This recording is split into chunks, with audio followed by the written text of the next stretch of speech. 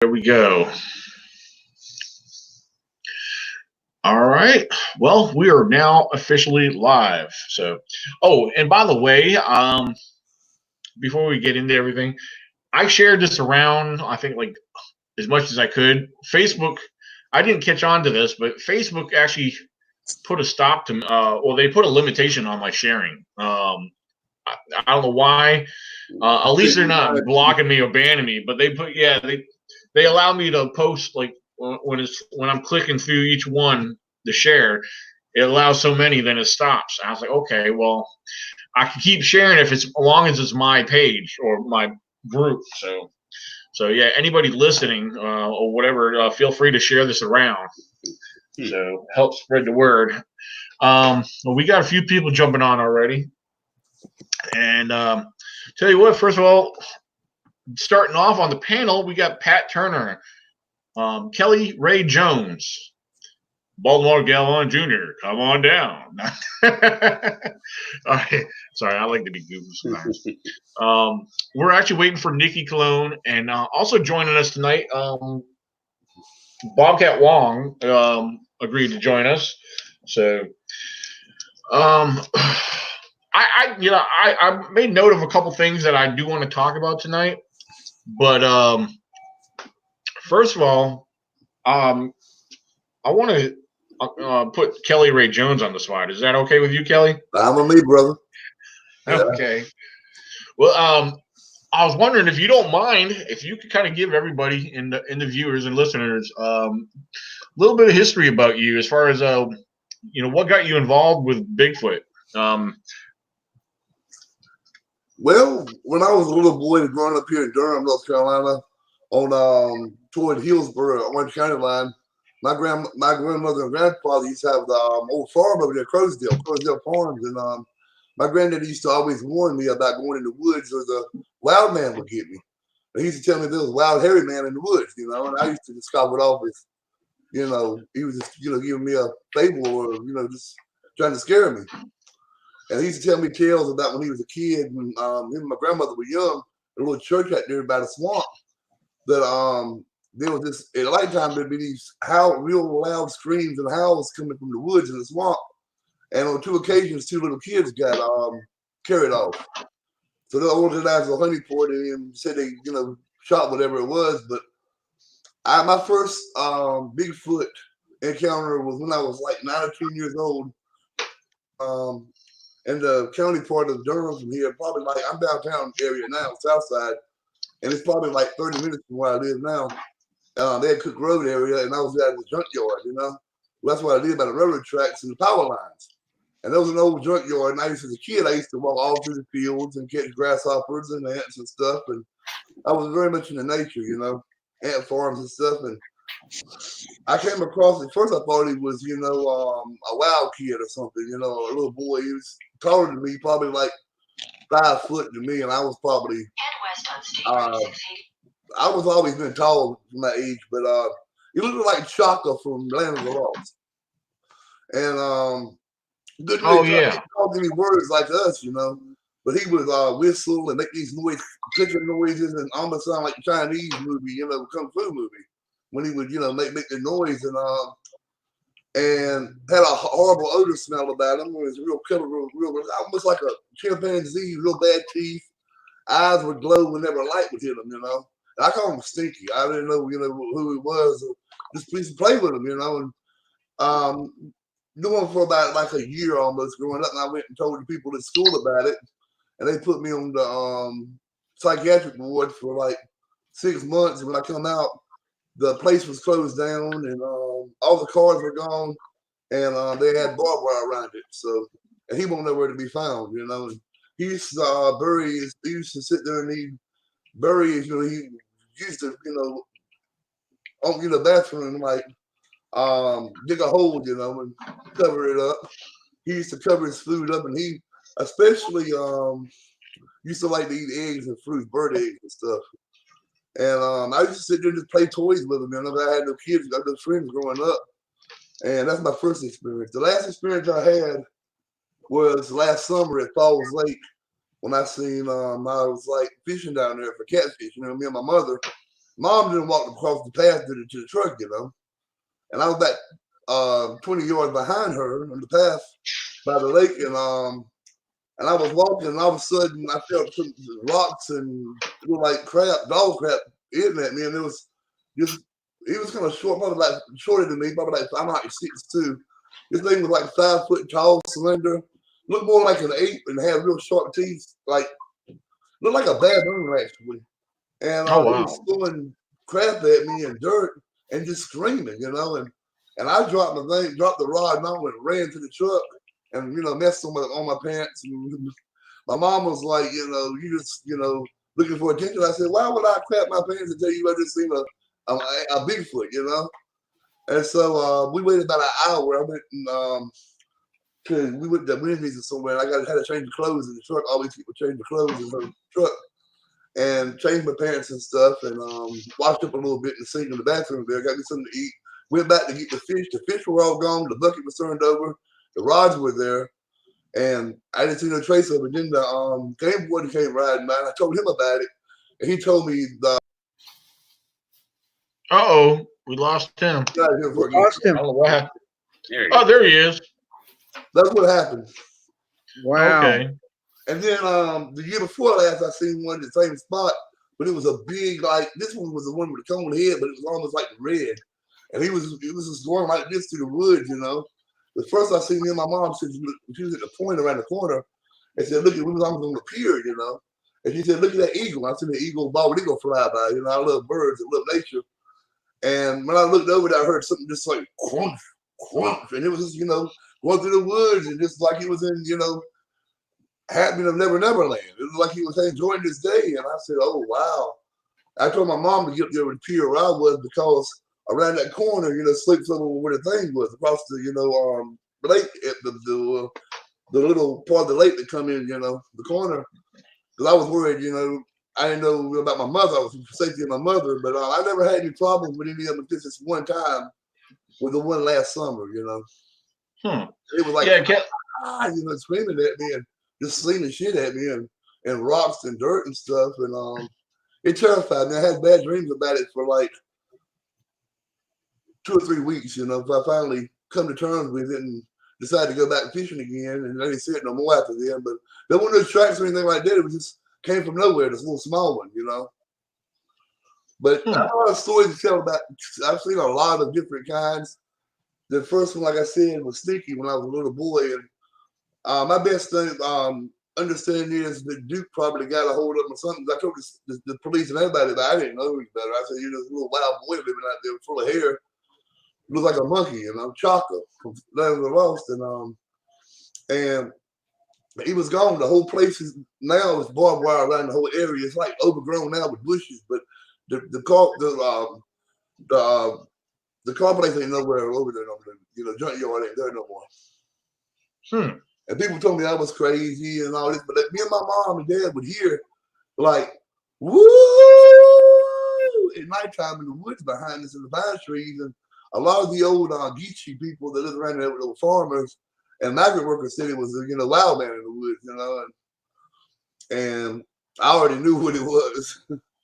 No, that's not police out there when we lived in the country. So my mom and dad were going to a Christmas party or Halloween party, whatever, and they come up to the back of the house and look in the window. It scared me half to death, So, yeah, that sound you described, I've heard something very similar to that. And with Stinky, he was making this noise like like that, and I'm like, hey buddy, you need to slow down. I can't understand what you're saying. He's like, it was like a person, almost like someone with Down syndrome. I don't mean that to be funny or any kind of way, but that's the way his intelligence was. But he was used to love watching the train come by. And I used to go up there with stuffed animals and toys and give them stuff all the time and food out of my mouth. He especially loved sweets like pies and any kind of sweet my mother had or would buy. I take it to him, And but he didn't like Army men and Tonka toys. So he didn't like that he would tear them up. But I personally had a friendship with a Juvie when I was a kid, and that's what I consider it a blessing. I used to say it was a curse, when people put me in the mental hospital because of it. But hey, I'm working in the mental health field, and so I consider it a blessing that I was able to actually to no one personally, you know, and see him. And he never followed me back home. He would always stay in the junkyard, and then like for a bath, he would take when it rains, he would get in the mud. He would never get water, but in the mud, he would roll in the mud, and he would take dust, dirt baths. So, Carrie, I'm curious. When you had that relationship when you were a child with what you would maybe call a juvenile Sasquatch, were there ever any other ones around? Did any other ones ever come around, or did I you? get a little emotional talking about it, but no more around. Was just him. Really? He's always back. I guess I don't know, because there was power lines coming beside the railroad tracks. So Hey, he was, how intelligent like a person, but just couldn't speak my talk. And about how big was he? About how big was he? Say again? About how big was he? Oh wow, he was probably my size. I was probably like 5 feet. He was a little over 5 feet, but he was real tall and slender. And his head was not really dome shaped, but it was bigger than mine, and more big up here than he looked like he was having a neck. But he was kind of slender, and his hands was like this, came down like an ape, or I guess you could say. Wow. He was chocolate from the land of the lost. So his head was way bigger than it should have been for his body size. Yeah. Okay. And his teeth was real bad, and the nose on it was like kind of wide like this, but kind of still had that little right here. Yeah, was it wide and flat? Did he have but it had a little ridge on his nose. Little ridges right here? Almost like a Klingon, like you could say, little on his nose up here. Okay. That's really interesting, man. I'm going to send you some I'll send them to Daniel. He can send you some drawings that I have of a juvenile, and I'd love to see if it matches up with what you saw.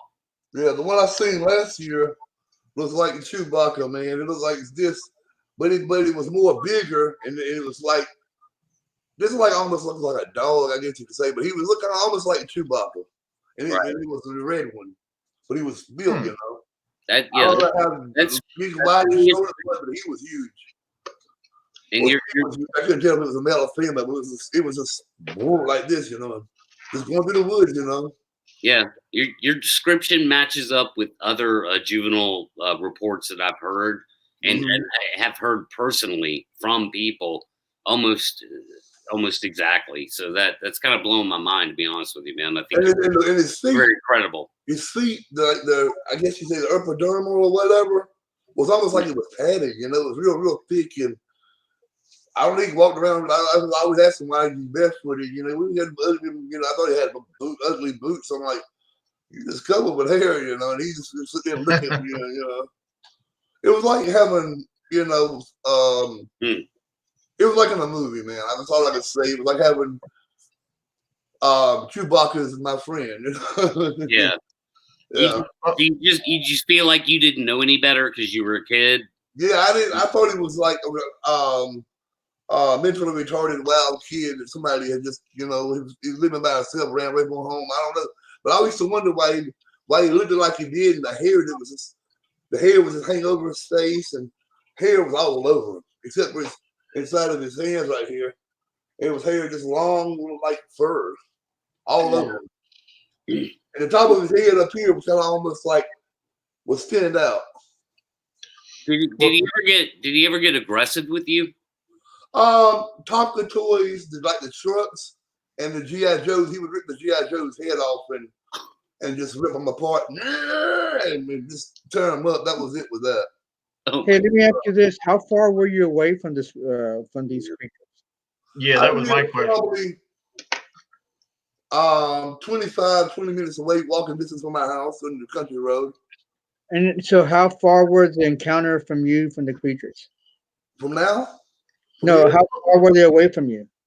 When you interacted, how close did you get to him? Is what he's asking. You mean like in front of me? Yeah. How far were they? Yes, holding his hand and just touching his hair. Yeah, I was able to touch his hair, and it was like a kid, just a kid that was slow or had special, So So you were maybe like around 12 feet. I mean, I'm sorry, like a foot away from him. Since you could touch him and everything like Yeah, that. yeah, he was real funny though about touching around his face, and anywhere but his feet too. But back of his head, he didn't mind touching his head or his arms, his hands. He didn't mind.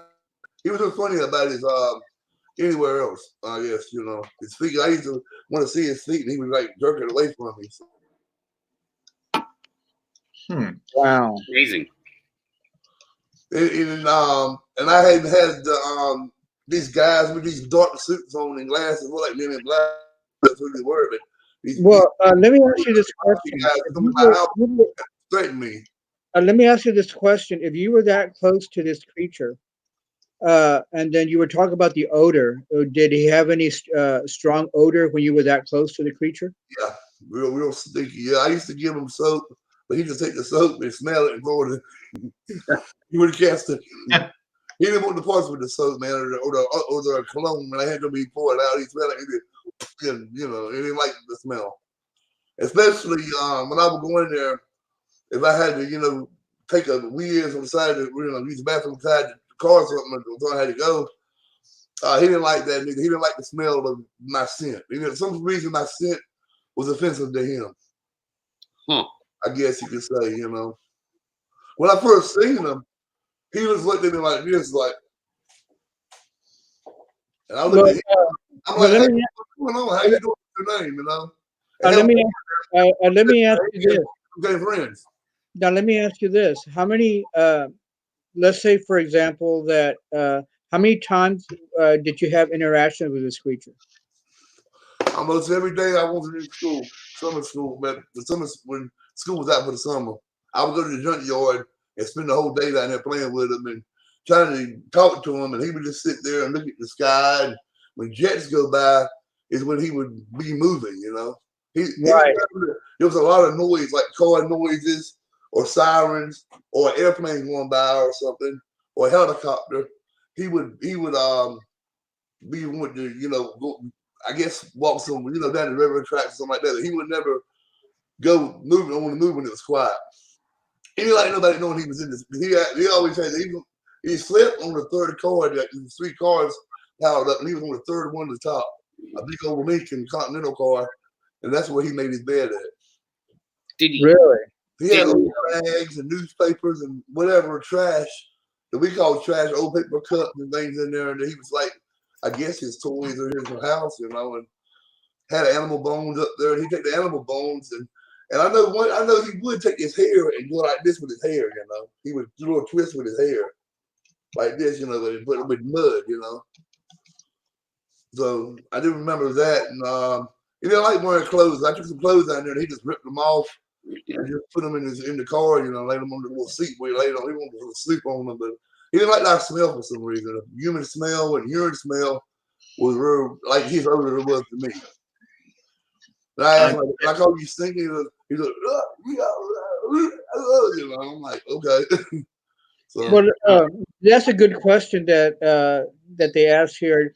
Did you ever see the parents? Did you ever see? I never see nothing but him. I hear noises before when I moved there, but I don't know. It seems like for a while I didn't hear nothing for a year or so, and that's when later on, I think maybe it was around about 2 or 3 years when I found him at the junkyard, with the railroad tracks over there.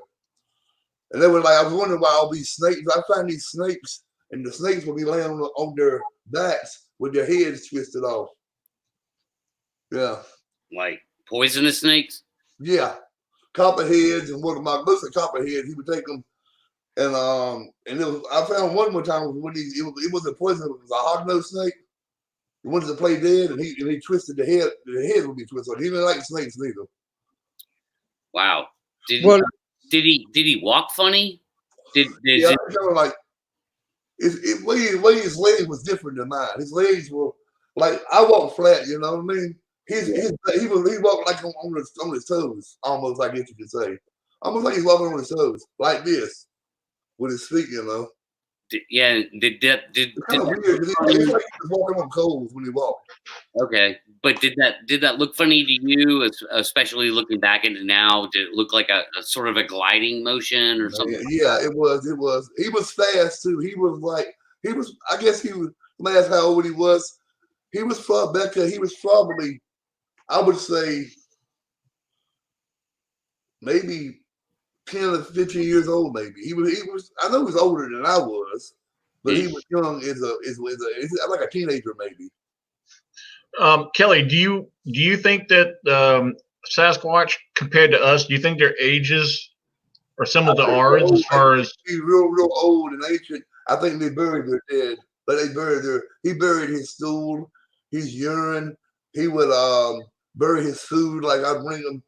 One time I brought him a live chicken. He just ripped it apart, dug a hole, and put it in there. You know, and I'm like, wow. Wow. Yeah. Especially with sweets, anything like honey buns, pies, candy bars. Didn't really like chocolate. Chocolate would hype him up, but sugar. But he loved it like pies and honey buns. He just craved them. Did he seem like very like extremely athletic for his size and age? Yeah, he took him no time to grab up on tree trunks and swing up there. And yeah, he was very. That's why I see a lot of people on these Bigfoot shows need to be looking up in the trees because they do want to. He used to go in the trees a lot, and no, he would always want a tree before he would move. He'd go top of the trees and these big old pine trees, and he would just scale them, you know. And he would, and before he went any further, he would make sure he climbed the tree to look around. I guess to see burns. I don't know who was around or whatever. He always would climb trees before he would move too. Now, was anyone else around, or did anyone else see or witness this as well? No, only one I think I didn't know about it was this old lumpy Indian man named Mr. What's that old man's name? Mr. Leroy. He was like a street preacher. He was going around and blue leaves and preaching about God barefooted. He was like some street prophet or something living in the woods. He knew about it. I told him about Stinky. He told me not to tell him about it. He thinking they would kill him, so I didn't know. I just wanted to take him to show and tell one day and show everybody, meet my friend, and give him, let him, have a place to live. And I didn't really have any concept of the Bigfoot or and all that is. Yeah, my mom takes me by there sometimes. The area. Frank asks us to visit the area. Sometimes I get my mom to go by there, and I like to ride by the junkyard. And look, it's all grown up in trees and woods. And there's more houses over there now, but the junkyard's like fenced in and everything. I got a question to ask you. How long, let's say during the day, was your interactions with him? Wow. I guess as soon as I get up before it got dark, he used to catch fire. I used to catch fire lightning bugs, put them in a jar, and he would like to keep them up there in the car at night. I don't know why he loved lightning bugs. He was, look at lightning bugs and swat at them and stuff. He loved things like he was very attuned to nature, you could say. The birds always it's like he knew what the birds were saying, like the talk or whatever. And he would he probably would remember me if he saw me. I think he would remember me because I called him Stinky. I called him Stinky. I want to say, I called him Taco, and for some reason he didn't. I don't know. Stinky was better, so I guess it sounded more American or English. I don't know, but he was my friend for about 3 years. For 3 years. Now let me ask you this: when you say he's your friend for 3 years, out of those 3 years, did you have an everyday encounter with this individual? Yes, I did. I really did. I tried to. I would sit there and he just liked to hear me talk. He would like to hear me talk, and I bring the radio sometimes. I used to play the album, the first Toto album. I played that, Toto, and I play Van Halen. I think it was Diver Down or something. And I played different cassette tapes on the boombox, and he liked it. He liked it, especially like the hard rock metal I played, like Aerosmith. He liked that. I don't know why, but he liked to like Dream On. So I played the music and he'd sit there and I just Awesome. always as a kid I used to get beat up because I used to like to talk a lot. So he would just sit there and listen to me and just, stare off into space while I was talking. And if I was quiet, he'd be, hit me, want me to talk. So, Wow. Apparently, he can understand some of the words after a while. I guess maybe the second year, I'd be like, where were you at, And he'd be like, do like this, point a certain way. I don't understand where he said he was at, but, I guess somewhere, he was like, well, so. Yeah, real quick, I want to welcome Bobcat Wong. He joined us here. Yeah. Hello, everybody. Hey, Bobcat. Hey. How you doing? Hey, Bobcat Wong, real quick, I was just about to ask you on Messenger, do you have a set of earbuds or anything? I'm getting a lot of noise feedback on your end. My headphones are broke. I got to buy a new pair. Oh, you're fired. No, I'm just all right. No problem. Can you guys hear me okay? Yeah. Oh, yeah, I hear you good. I had to mute you while Kelly was talking because I was getting feedback on your end. So is there any kind of echo? No, there's no echo. Oh, okay, cool. So one thing I want to say too. Okay. When I talk about Yellow Jackets, he put mud on my like red clay on what the Yellow Jackets was, and what was it? That kind of plant it was wild mints. I think it was wild mints. And put it in with the mud and put it on the bee stung on my legs, and it worked. So it did do that. He knew to do stuff like that. And he would always take baths with mud. He would like to roll in the mud when it rained, or if it was real hot and dusty, he would just roll in the dust on the side of the road. Wow. Hey, Kelly, I'm going to ask you, don't get offended by this or anything like that.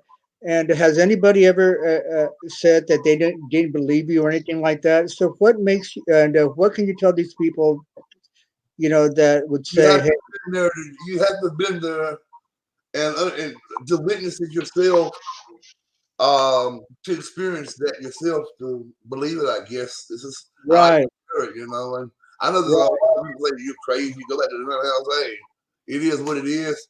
And I consider it a blessing from God, that I was able to do that. So those who want to hear it, I tell them, with these experiences, And I've seen all kinds of these creatures, I've never seen no dog man or a UFO or Rougarou, but I've seen different types of Sasquatch and wild people in the woods. Something more human looking, some more ape looking. So. Wow, good answer.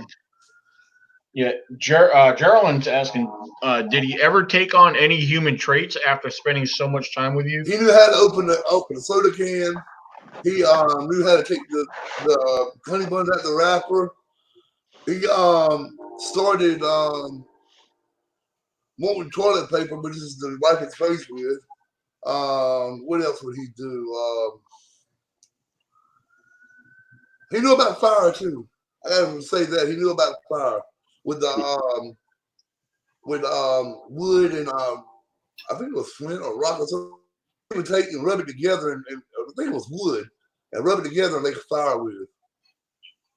He did do that. He made a fire. Mm-hmm. Made a spark out of some. Yeah, just doing like this, with his hand. Yeah, very smart. Couldn't talk, but he was intelligent. He wasn't some dumb animal, which I don't think animals are dumb anyway. But he was intelligent. Did you teach him how to do that? No, not the fire. No. I was cold down there one day, and it was like probably December. It wasn't snowing or nothing, but it's cold. And he knew I was cold. I'd have my jacket. He just sat there and did the thing, and took some grass on there. Now let me ask you this: after he made the fire and built the fire, was he there? Did he bring wood to the fire? Did he? He just grab dry grass and pipe straw and put it on there. That's what he would use. And then after the fire was going a little bit, he put like pieces of wood, little small, he would put the big and small pieces on there, make enough just to get a little more, I guess. And he used to love to play with sticks too. He would take sticks and he had a whole collection of sticks of all different, like being up and stuff, and he would then like wood toys, I guess. So I knew this personally, and that's only thing he didn't like. He didn't like pizzas and hamburgers and stuff like that. He didn't like greasy meat, so he didn't like them. He liked the fruit and he liked the fish. And some on occasion there'd be animal bones in there, some animal he would kill and eat. But I guess it'd be like a dog or a cat or something, maybe a cat. For some reason, I guess. When you left to go home, did he ever follow you or try to follow you? Never. He would never leave the junkyard unless it was getting close to dark or a stormy day. He would go out, or a lot of noise going on over trains and stuff. He would always stayed in the junkyard. As far as I know, when I was there, he would. He would mess around with his fingers, with his long fingers and stuff, or I guess in the sand, or dirt or whatever. He would always do these things. I don't know what it was. He was showing me, but he would always scribble this stuff on the sand, on the dirt. Now, back when you had this interaction, did by any chance, the thought, I'm only thinking of this because the thoughts running through my mind, but did you ever have access to a camera or thought about trying to take pictures with him of him? We didn't have cameras back then. Only thing you'd have, I think I had access to, was those little cheap cameras in the store, but I'm like 9, 10, 11 years old. I won't think about nothing like that. I just had a friend that, I went to see. I told my mom and daddy to come out here one sometime. I said, I'm going to bring my mom and daddy here to see you. He was like, he didn't say yay or nay, but he just stressed it. I guess it was more or less he didn't like nobody around. He didn't like other people. For some reason, he took on to me. Wow. So you feel that basically this juvie, this young Sasquatch, it understood you? Yeah. After a while, he oh no. He would have these like Chinese. You watch the old kung fu movies and they be talking, but it be real fast and then it never matches what they're saying. Right. Let me ask you this question here. Now, so you basically went to the junkyard quite a bit, and did your parents ever check up on you, or? My parents knew I was out there. They knew I was pretty much a country boy, and I loved. I was like on Hank Williams Jr. Country boy can't survive. I always go in the river and make the trout line. They knew I was safe because I knew about the woods and animals, and I respected the land and the animals. Even when I go fishing or hunting with my dad, I always get thanks for the animals for food. I never kill for sport or fish for sport. So they knew I was pretty adaptable on my own out there. Besides getting local kids sometimes, catching me down the road walking and trying to feather me or beat me up. Other than that, no. Well, let me ask you this. You said earlier that you told your friends about seeing this little creature. Have you ever brought them to actually see them? To actually see them? With my friends? Yes. What now? No. Let's say, for example, when you were younger, did you ever bring your kids over there to say, "Hey"? No, never. I never thought about that. He didn't like other people and things. He was always. I went to see him and play with him, and I never did tell anybody. I had nobody to tell other than the school counselor. She said sometimes while I was coming in smelling like roadkill, I said I was playing with Stinky, my friend. I said it looks like chocolate from Land of the Lost, and she was sitting there puzzled. And next thing I know, the police come in there, and who else was it? They called somebody. The state people come or some wildlife people, and I told them about it, and they were right names, looking at each other. And now looking back, I knew they probably knew what I was talking about, but I didn't know as a kid that what I was doing. So yeah, I feel kind of bad about it now, but as a kid, I just wanted to tell the world about my little friend and in the world. I didn't know about Bigfoot and even stuff like that. So awesome. Oh, hey, we got Nikki with us. We got a full house now. Hello, everybody. I know you all missed me. but I made it as fast as I could. We got Bobcat Wong, the leprechaun, with us. So. Oh, and he's showing his face. I know, right? Hello, I All am right. the leprechaun. You are the leprechaun. I gotta be lucky first. Hey, Baldy. Hey, how you doing, Nikki? Good. And Kelly Ray. I brought some friends with me. You brought some friends? Yes. Oh. I got Chewy. I've got Kong. I've got the guy from the Planet of the Apes. And woo! Yeah. Oh, man. Yeah, I be going a lot of thrift stores getting these books that I read when I'm not working, you know. I've got these books and so anything on Bigfoot. Bobcat got his wobblehead Bigfoot. Yeah. Hey, I got something too. My sister gave me one of those little one of those little Bigfoot that shoots you with and then it growls. I got my Bigfoot beer glass. Yep, Baltimore. Yeah, Baltimore's got his Bigfoot beer glass. Since it's show and tell, I got my little Bigfoot with me.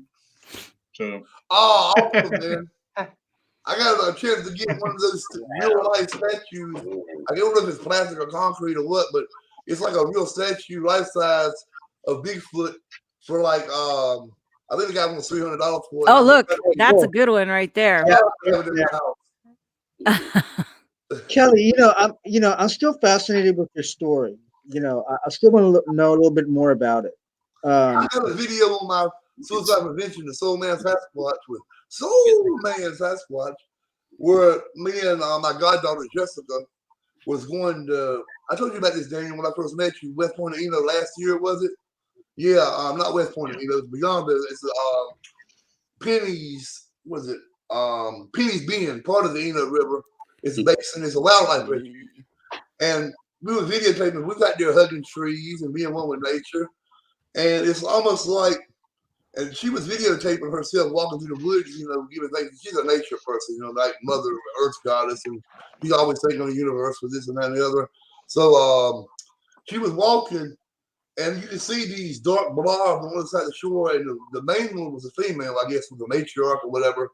But they were like, I think they looked like gorillas hunched down in the grass, and she walked by, it looked like a little chimpanzee sitting there on the bank of the river. I have on the video when she walks like you can see it almost when you stop it, you can almost see the face and just the outline of it and the eyes, And she said she was taking a picture and she was like, this is beautiful right here, taking a selfie or what a video of the place like I do, and she was like, and I was up probably a mile and a half up the river at the boat ramp fishing, by the boat ramp by the road where the car was.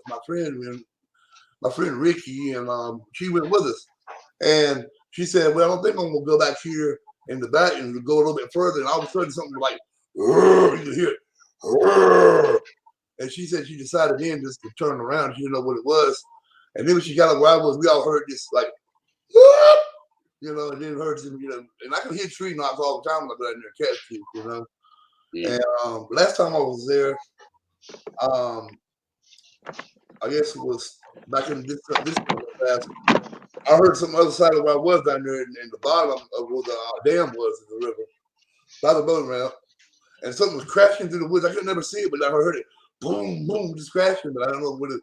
I don't know if it was a wild hog or what it was, but something was like crashing through the woods down like toward the river. Then whatever it was stopped. So just almost before dark, and about like 30 minutes later, my mom picked me up, bring me back home. So. Wow. We're real active around here, especially, I don't know why, but here lately, you hear a lot more about it, especially the Falls Lake area and Jordan Lake. Jordan Lake is toward Chapel Hill. Falls Lake is toward like Button and Randall County. And that's where I fish at, like Wake Forest is Falls Lake. And that's where I have all my, I call it TV land. That's why I seen that young one last year that's singing crap at me and I dropped my fishing rod and everything and ran. The mess all in my pants. That's one of the main spots. It always seems like it's near water or power lines or river tracks for some reason. Even around here, people talk about sometimes. I'm in like downtown Durham, in the slum area. I live in a nice place in the middle of the slums. But probably like 20, 25 minutes away is the country. So all I gotta do is get a little quick ride, and I'm there. So, and I plan on getting. I would like to get some things out here. I was telling Daniel to get some things started with people who come out here, and I have a Durham, Bigfoot. People in North Carolina down this way, get together and go out on in the woods and stuff, watching or whatever you call it or whatever.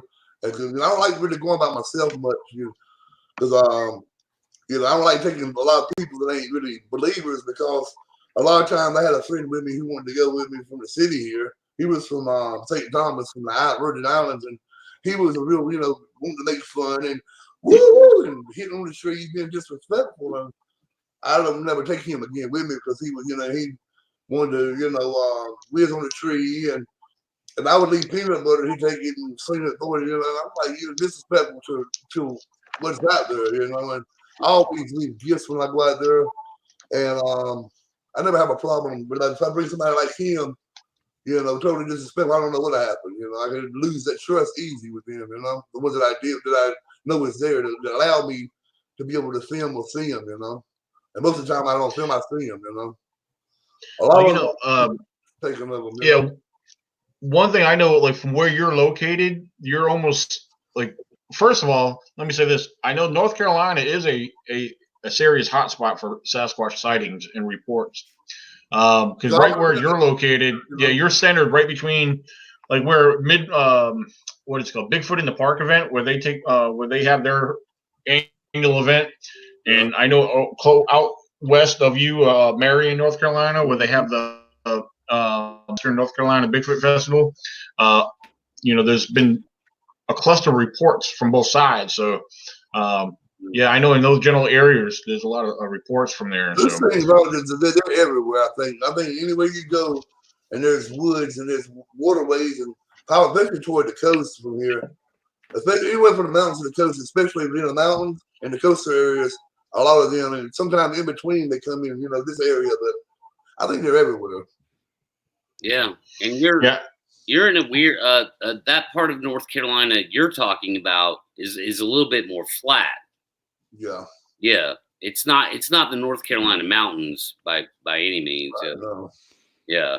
Now, from where he's located, if you head west, probably about an hour and a half, 2 hours, you'll run into the mountains there. That's Jefferson, Boone. Yeah. I haven't been, but I was supposed to move there, but that's why I was getting in touch with Squatch Watchers, but I never had the chance to do that, and I didn't go through. I kind of backed off with that because that was not a good situation for me. That lady, I found out she was still married, so I didn't do that. But anyway, my friend. But anyway, I kind of regret not moving there. But I was going to move to West Memphis, and hopefully by this time I'd be up there. But I backed on because I don't want to, I have no means to mess with someone that's married, So of course, yeah. Good on you, man. Mm-hmm. Now, Heather, I'm looking at the Facebook comments. Heather McDuffie said she would be willing to go with you. She lives in Charlotte, North Carolina. Cool. That's what's up. Yeah. My email is in small case letters DRKELLYD Dr. Kelly D 69 at gmail.com.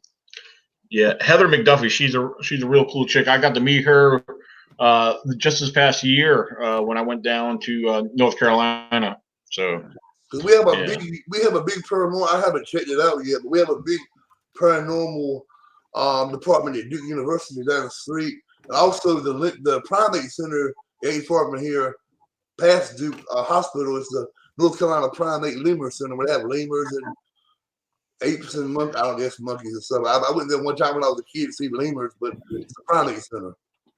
Yeah, there's a North Carolina State University. They actually, I don't know, for those who know Darby Orcutt, he's actually one of our speakers. He was there to speak.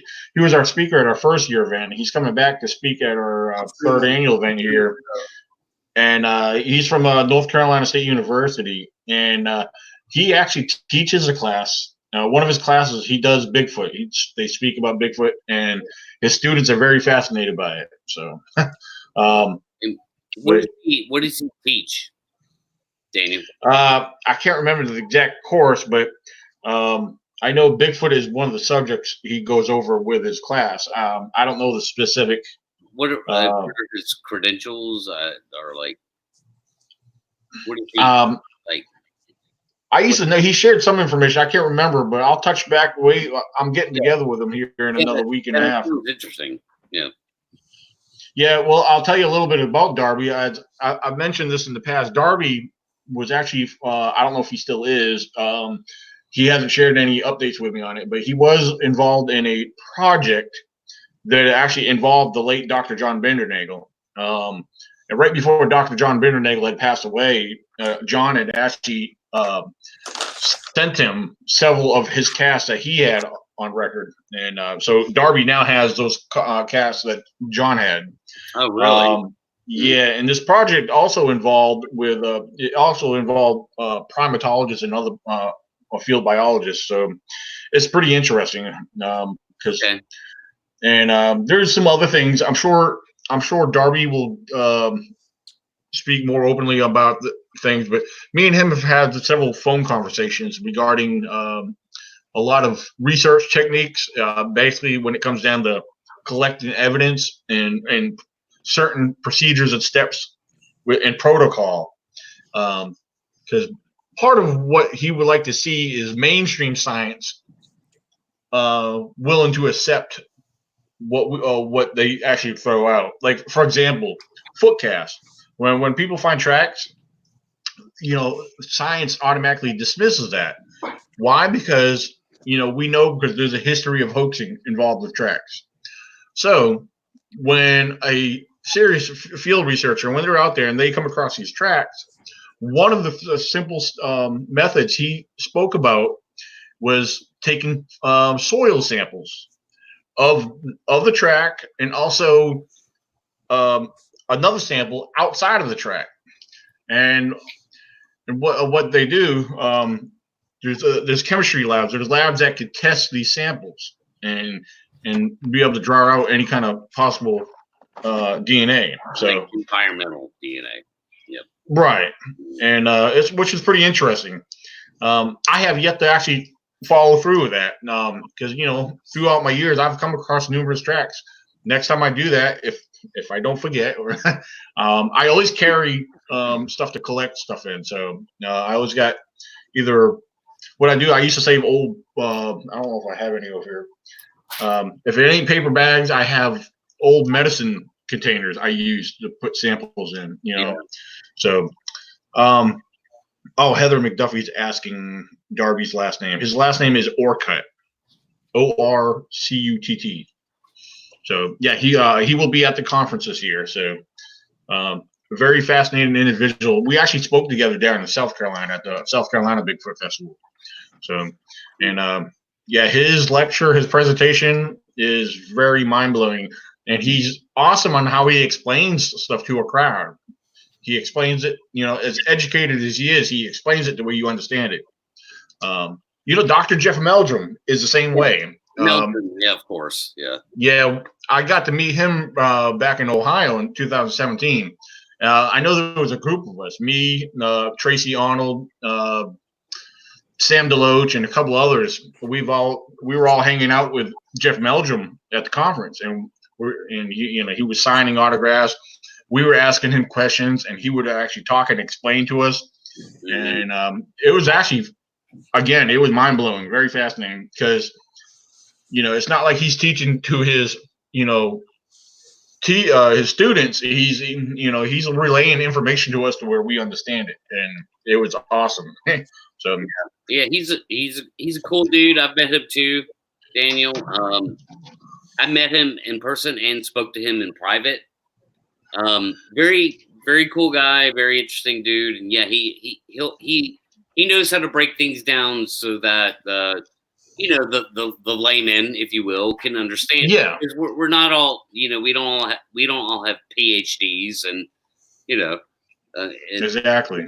Yeah, he's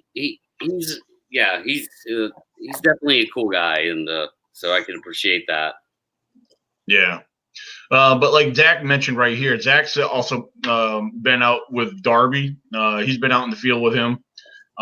Yeah, so me and him are getting together in a week or two, and this will be my second time being out with Darby. And Darby, again, he's from out of North Carolina. He's got family here in Virginia. And so he's coming up. And hopefully, if the weather ain't too bad, we actually thought about camping out if the weather is not crazy that weekend. But it's been cold up here lately, but it fluctuates to the 30s to the 50s or whatever. Yeah, but it's been nuts all over the map. Yeah. Hey, Daniel. Well, yeah. One thing I want to tell you guys is also Stinky had like real oily like I don't know if dogs or cats, but like oily. His skin was real oily. Like okay. Smelly. That's where that smell would come from. That I don't know if it's sweat or what, but it was real oily, and his hair was real oily. Interesting. I guess that's why he would always take baths in the mud and in the dirt, roll around in that, because he didn't like water, but he would, roll in the dirt and mud because it's real oily, his hair and everything in the skin. Well, and if you think about it, that would make sense. Weird than mine, it's different. Now let me ask you this: when you talk about the hands, were they like our hands? Almost like just longer, but they were like almost like this, but they were long, like where it looked like he everybody when they could climb trees. It looked like kind of like a gorilla's hands, right? Then our fingers like this. Theirs would be in like, I don't know, it's hard to explain. It was like this, but they were longer. Right. Yeah. I don't know what a monkey or a gorilla's hands look like, but they were like, it was almost like this. And the arms would like come all the way down to, I guess, about past around the knees. Wow. Yeah. Damn. That matches up. See, the thing is dealing with also too is that when you go past the knees, I have a problem with it, because I'm going to tell you why.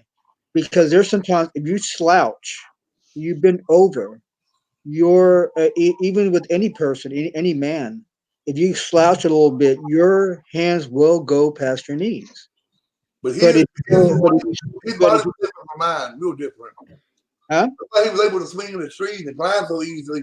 And that's why some people stay and look in the trees when they go out squatching. They can climb the trees and they're fast too. I don't know how he does it. Like I said, it runs on his like this on his feet. Like feet not flat, but like on the toes. Almost like sprints, but it's it ain't flat. Only time it's flat is when it comes down. It's kind of hard to explain, but the body ain't like ours. I don't think the muscles and all that is different. Right. How? Let me ask you this: how big? Well, dealing by weight, how heavy do you think this creature was? He was probably a bit more than me, but he was solid. He was probably, let me see. Probably, Daniel, when have you ever seen smoke in your program? Yeah, that's the first time I've seen you do that, Baltimore. He was like, he wasn't real big, real fat and thick, He wasn't. He was slender. But it was formed differently. He didn't have no neck. How big was its mouth? Like wider than mine. The lips are like, it was big jaws, real big jaws, like a person's. Because the thing is, it's like I had some eyewitnesses, and the mouth to this creature was massive. Yeah, the real big mouth. Well, real. I couldn't do my mouth like that when he opened his mouth up.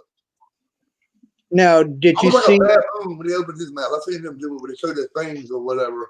He didn't have fangs. His teeth were kind of sharp, but they weren't fangs. Did you have fangs? No, they were sharp, but almost like pointed, but they weren't fangs. No, they were real like rotted, bad teeth, but they were bigger than ours. I guess almost like, I want to say, I don't know anything that was like, it wasn't like a dog or animal, but they were big. And they were pointed, but they weren't fangs, no. The only ones I seen that almost had like fangs was the one that, the little young one I seen at Falls Lake last summer. That's the one that had real big teeth. Wow, because the thing is, again, some of the eyewitnesses that I spoke with, never had experience with anything with fangs or anything like that, and our friends were one of the game boys at Falls Lake too. He told me my best bet was to be quiet. He said, the feds and military don't want to be people talking about that, and it'd be shut down quick. All he would tell me, I had an uncle, cousin of mine was the first one. Bob, he was married to my cousin Lori when I was a teenager. One of the first people to fly the stealth jet in Texas, right? I said, is any of that stuff? He was like a big shot there, like a colonel or something in Texas base. And I said, is it true about UFOs? And probably he said, I can't tell you the information. And he just nodded his head. So that told me a lot, I'm not into UFOs, but, and my game warden friend told me to be quiet about it. He said, your best bet, if you don't want to be watched and nobody hurt you or your family, you best to be quiet about it. So he said, well, you just ignore that. What you see or hear anything is in your imagination. That's what he told me. And this is the guy I grew up with. Wow. I have been researching here in the state of Texas for a while. I spent years in the mental hospital because of it. Never has anybody ever told me for me to be quiet about anything.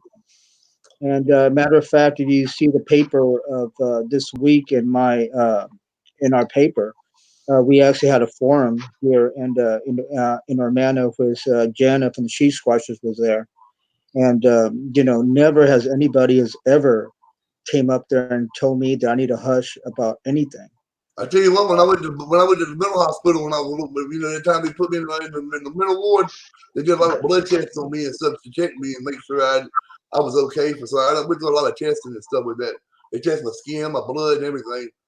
And it was a lot, always doing me with needles and stuff to check me for something. I don't know what it was, but they did a lot of testing on me. And they wrote down everything I said. And they told me, they said, what you seen, you ain't seen nothing. I know. Well, as far as relating to what Baltimore is speaking about, I know up here in Virginia, there's been actually a couple different occasions where, some of the game wardens, when they ride through the forest, the national forest, mainly they're checking, make sure everybody's being legal, not doing nothing they're not supposed to be doing. Well, there's two. There's both a female and there's male. The male, he's actually calmed down over the years, but the female, she was kind of gung ho. But when they come around and they see you, it's they say, oh, you're the Bigfoot guy. I say, yeah, that's me. And and they're pretty cool. They're all right, just checking up on you, and then the other guy, same thing in another area. The one guy that came in and checked on us, I ran into him a couple different times. And one time it was me with a group of people. We were just setting up our camp, and he pulled into the camp spot, checking on everything, asking questions. And he's all like, "Yeah, you guys see any Bigfoots lately?" I said, "No, not yet, but we're here to look for them." So they're the game wardens up here are actually pretty cool about it. They don't. Oh, for sure. That's one thing. Even even the highway patrolmen, even stopped to me and talked to me about it and asking me and they're even patrolling this area and they're hoping that one of these days that they will actually encounter something like that. And they're really enthused with it. And there's a lot of people, wanting to learn about these things. There was actually an encounter here last week where a lady actually saw it outside her window. And then after that, like 2 or 3 weeks ago, there was another one, basically all around B County area, that actually been encountering it. And I was telling these people, hey, just let me know about these stories. If you don't tell me, tell somebody else who's actually researching. Let them know, because we really want to document this and try to find out, how this creature travels.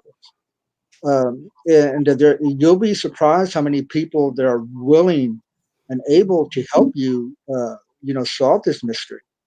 And but that's the thing is trying to get people to talk, because that's the hardest part. And sometimes there are stories that are you have to come up there and listen to these stories, because I do that all the time. And I come up there and I have to determine whether if it's worth repeating, whether or not these certain characteristics of this creature is the same that I've been. If something's different, I had this man tell me one time that that a friend of his actually shot something that had long fingernails and big fangs, And I'm going, well, I knew that was a whole bunch of BS because that's not exactly what the people were actually seeing around here.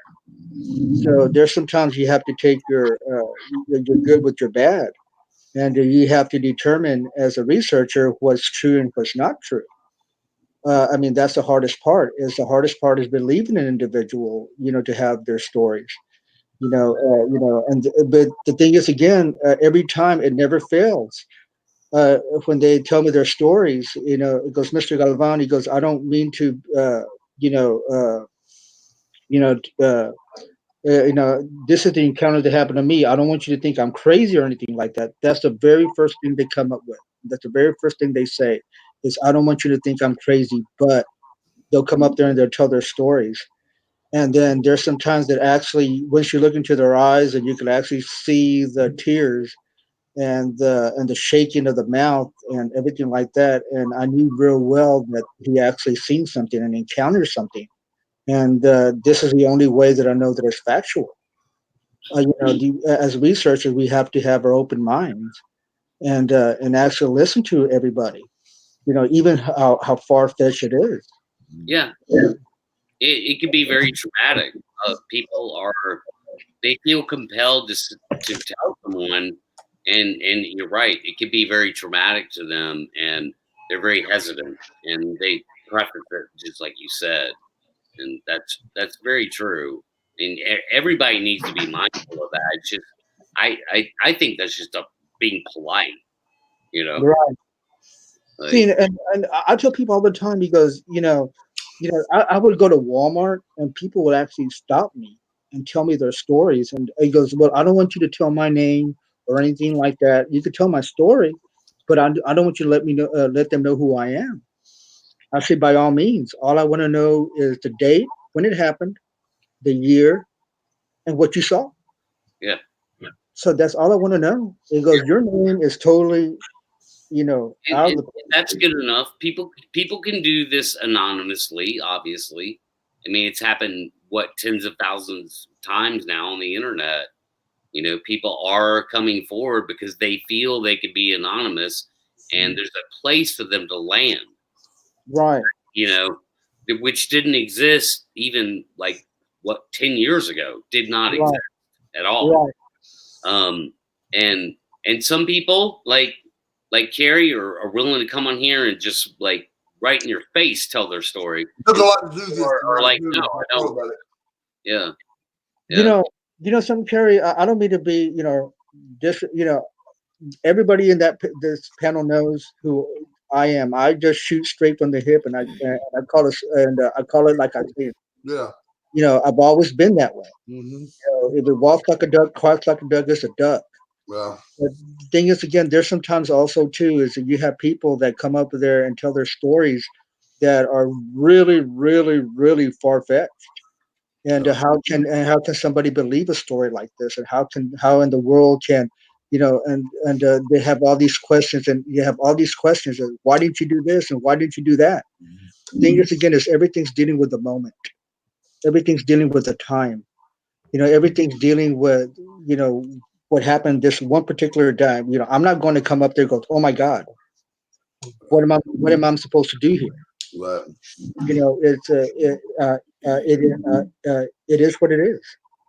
So Carrie, I'm not calling you a liar or anything like that. Right. That's cool.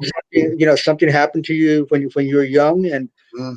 but the stories that you tell is pretty fascinating. If it would happen to me, I wouldn't know how I would react. That's the main thing. How can I? Emotional talking about it because it was my friend, and a little boy growing up, and looking back now, the grown man, 50 years old. I told people about it, and they got, I guess, somebody got it, whatever, and took them away. So, I feel bad about that even to this day. I just have a feeling they don't want to be bothered. They're very intelligent, and I don't know about mind speak and teleportation and all that. That stuff to me is, like you said, far fetched. To me, it's far fetched. It might be true, but not with my occasions. It wasn't like that. But I do want to say, you have to experience it for yourself, or or know for yourself to be true, in order to get there and make yourself, a a public mule or donkey out of yourself telling people about things that ain't true. I'd never do that, man. I don't care about the fame and the money and all that stuff. I just want people to know they're real. Yeah. And it's just one particular type, Patty. There's a whole different bunch of different types of them that I've seen.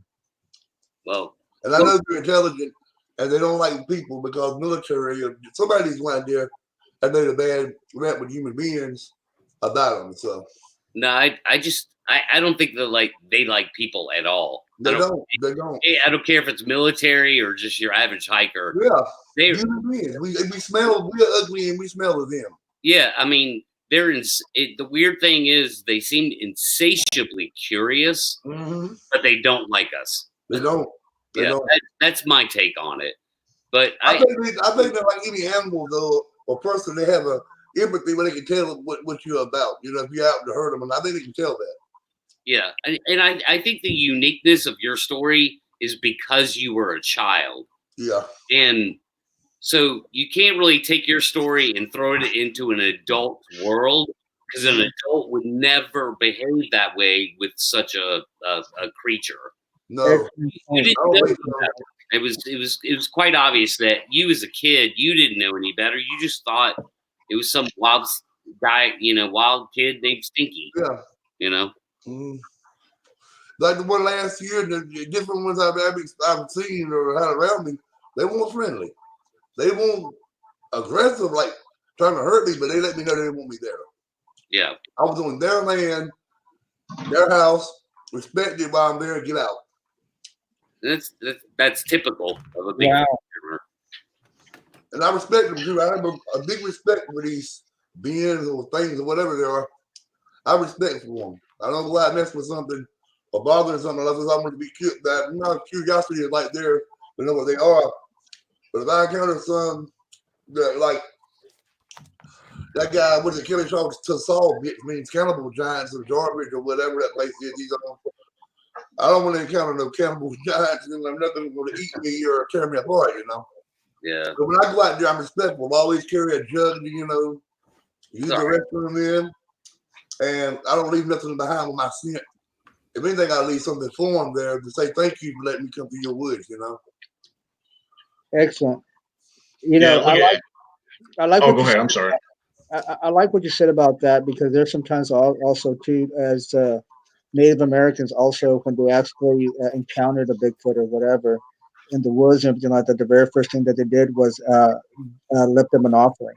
Whether if it was a sweetgrass, sage, or whatever they had in their pockets, or even food that they had in their pockets, they actually gave them as a gift. And there's sometimes, these creatures remember that. And so the thing is, again, also too, we have to respect nature. And what you did is, leave them an offering. That's a wonderful thing. That's when people tend to forget. Because that these are creatures from the forest and they're the gardens of the forest, and we have to respect them as that. And you're funny ask me about it getting 8%. The only time they ever got rid of 8% around me was giving me some red. I think it was Red Man tobacco. I used to chew chewing tobacco when I was a kid and get school when I was a little boy. Before I started smoking cigarettes, and I think it was some Red Man or something I had at the house, and he didn't like the smell of tobacco. He hated the tobacco. It made him. No, he didn't like. I don't think they like tobacco. So somebody goes in there smoking cigarettes, any kind of tobacco smell, they don't like that. So we're not going to win them over with tobacco, huh? No, not going to happen. No, I don't think alcohol or tobacco, for that matter. How about alcohol? Yeah. Nah. Well, I want to jump in there real quick. Now we're actually merged over into the second hour of the show, so.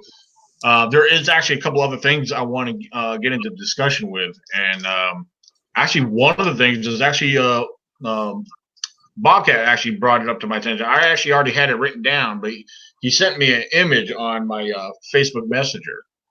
I don't know, is everyone here? I know I'm sure the viewers and listeners are there, but everyone on the channel on the panel here tonight, are you guys familiar with the Beacon Bigfoot? No. Never heard of it. What? Okay. It's going around.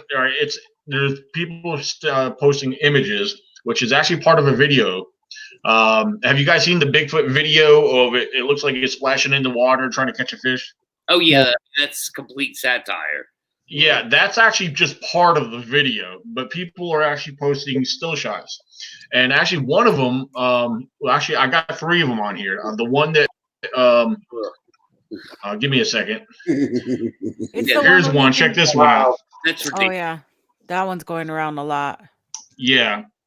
Now, I know something about this. I know, Bobcat, you know something about this. Bobcat, if you want to go ahead and start off on this, go ahead. Sure. Can you guys hear me? Yeah. Okay? Yeah. Yes. Okay. Testing. 1 2 1 2. Am I clear?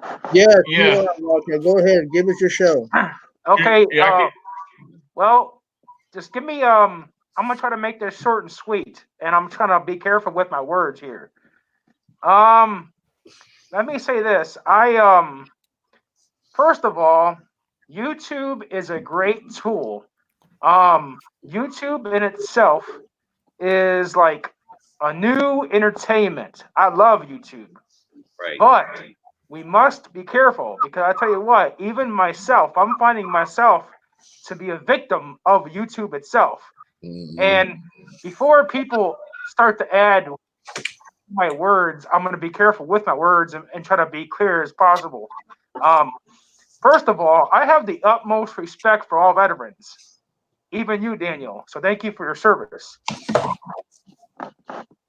But there is this before I talk about this picture, well, I tell you what, when I first seen this, I thought myself, man, this to me looks real. But then I'm looking into it, and then the more I'm thinking, I'm like, this has got to be the best fake I've ever seen.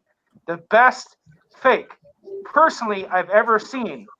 And now, the other part of me, I really like it because it's kind of cool. We get to see Bigfoot laying next to a deer. How cool is that?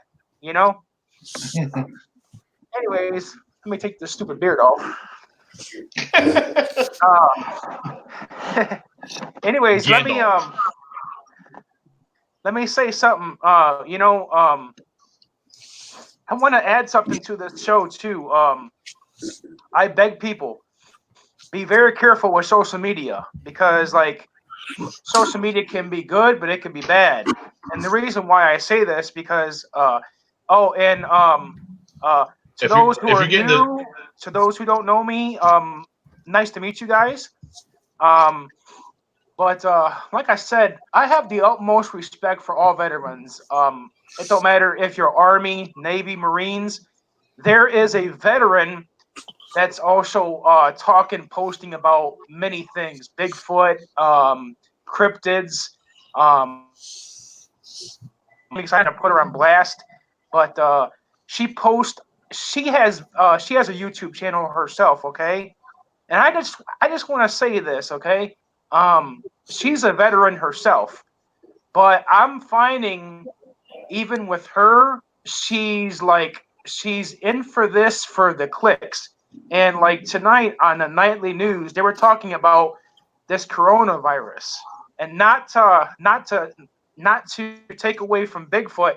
I just want to say something real quick. It doesn't matter if we're talking about Bigfoot, coronavirus, ghosts, spirits, anything in general.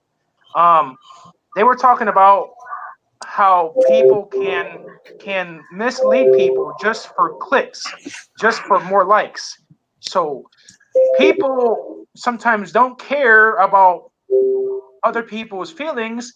They're in for it just for more likes for their for their show to gain to be popular. And the reason why I say this, I have to tell you guys what I found out, and then I'll get back to this Bigfoot. She herself has actually not only talked about Bigfoot and cryptids and all that, she's talked about this coronavirus. And she's actually made a video telling people that there's 90,000 people dying a day, misleading people, spreading false information, making it worse for people because we see television and the first thing on the TV is they're talking about coronavirus. So of course we may be, as Americans, worried and concerned, which we should. But we should also be concerned about the flu. So while we should be concerned about the coronavirus, be concerned about the flu, because I tell you what, I've had the flu every year now, and I've had a flu. My recent flu I've had for 3 weeks, and it seems that it doesn't want to leave me, and it's hanging on. I've been on so many antibiotics, so much medicine. It's just pathetic. But hey, real quick, hey Bobcat, do you get a flu shot every year? Yes. Yep, I take Stop the flu. Stop taking it. You won't have the flu every year. Yeah, I'm beginning to be skeptical about even taking shots now. I haven't had the flu shot in I don't know how long. I mean, knock on wood, I don't get sick. I've never. Very rare. I have before, but very rare. So. Yeah, your body will adjust. Like your body will become immune to the flu, and the mutation will take 10 years sometimes before it can affect you again. So yeah. And look, Geraldine says, she said, "Oh my God, I know who you're talking about. Now I want to know who y'all talking about." You can message me. You don't have to say it publicly. You can message me. I'm just curious. Do I know her? Do you know her? Yeah. No. Oh, okay. No, her name is Jennifer. But Jennifer. She's a veteran. So what are we talking about here? Like fake, like just hoax pictures, basically? Yeah, and also I just want to say, when I found this, when I seen this, I thought myself for a minute, I almost got hooked. Like I almost got I felt like a fish on a hook. The first thing right away, I thought, man, this is real. But then thinking about it myself and looking more into it, I watched a documentary about the Beacon Bigfoot. And there's a documentary that you can watch. And in this documentary, they show these supposedly Bigfoots, and you could tell that they're people in suits. So once I seen that, I'm like, okay, these people are also in on this just for more popularity and more money and fame. So I just, of course, I want to say, be careful, people. Just be careful. And like I said, just about this Jennifer, people will not care for popularity. They just care straight about popularity. They don't care if they hurt some people. They don't care if they mislead some people. Like this Jennifer, she's telling people 90,000 people are dying every day, and that's false. It's not true. Yeah. Well, let me mention this. As far as we're talking about the Beacon Bigfoot video footage and all the different images.